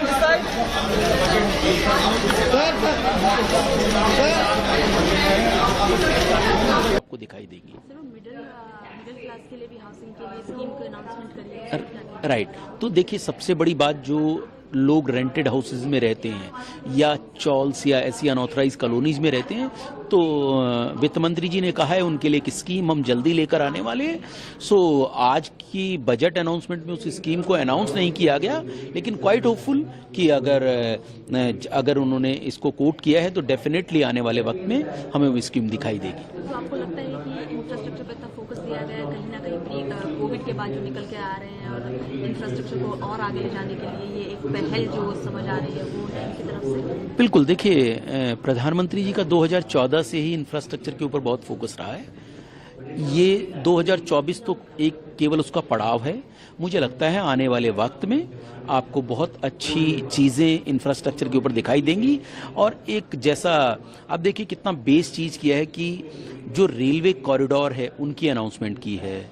दूसरी बड़ी बात क्या किया है कि क्योंकि जो railway का अनुभव है लोगों का, वो इंक्रीमेंट किया जा सके, ज़्यादा बेहतर किया जा सके, तो जो रेलवे बोगीज़ हैं उनको इंक्रीज करके उनकी क्वालिटी इंप्रूवमेंट करके वंदे भारत के लेवल तक लाने की बात की गई है, जो एक बहुत विजनरी बात है। तो मुझे लगता है कि बहुत सारी चीज़ें हैं जो सुनने को अच्छी हैं, लेकिन बिकॉज मैं रियल एस्टेट इंडस्ट्री से बिलोंग करता हूं, तो मैं कुछ और उम्मीदें कर रहा था कि मुझे लग रहा था कि शायद कुछ होगा, लेकिन क्वाइट फॉर होपफुल कि नेक्स्ट टाइम जब भी कभी जब भी इलेक्शंस के बाद गवर्नमेंट फॉर्म होगी तो ज़रूर कुछ ना कुछ अनाउंसमेंट देखने को मिलेंगे। मीडिया के सब मित्रों को नमस्कार। आज अंतरिम केंद्रीय बजट केंद्रीय मंत्री आदरणीय निर्मला सीतारमन जी आज भी बजट भाषण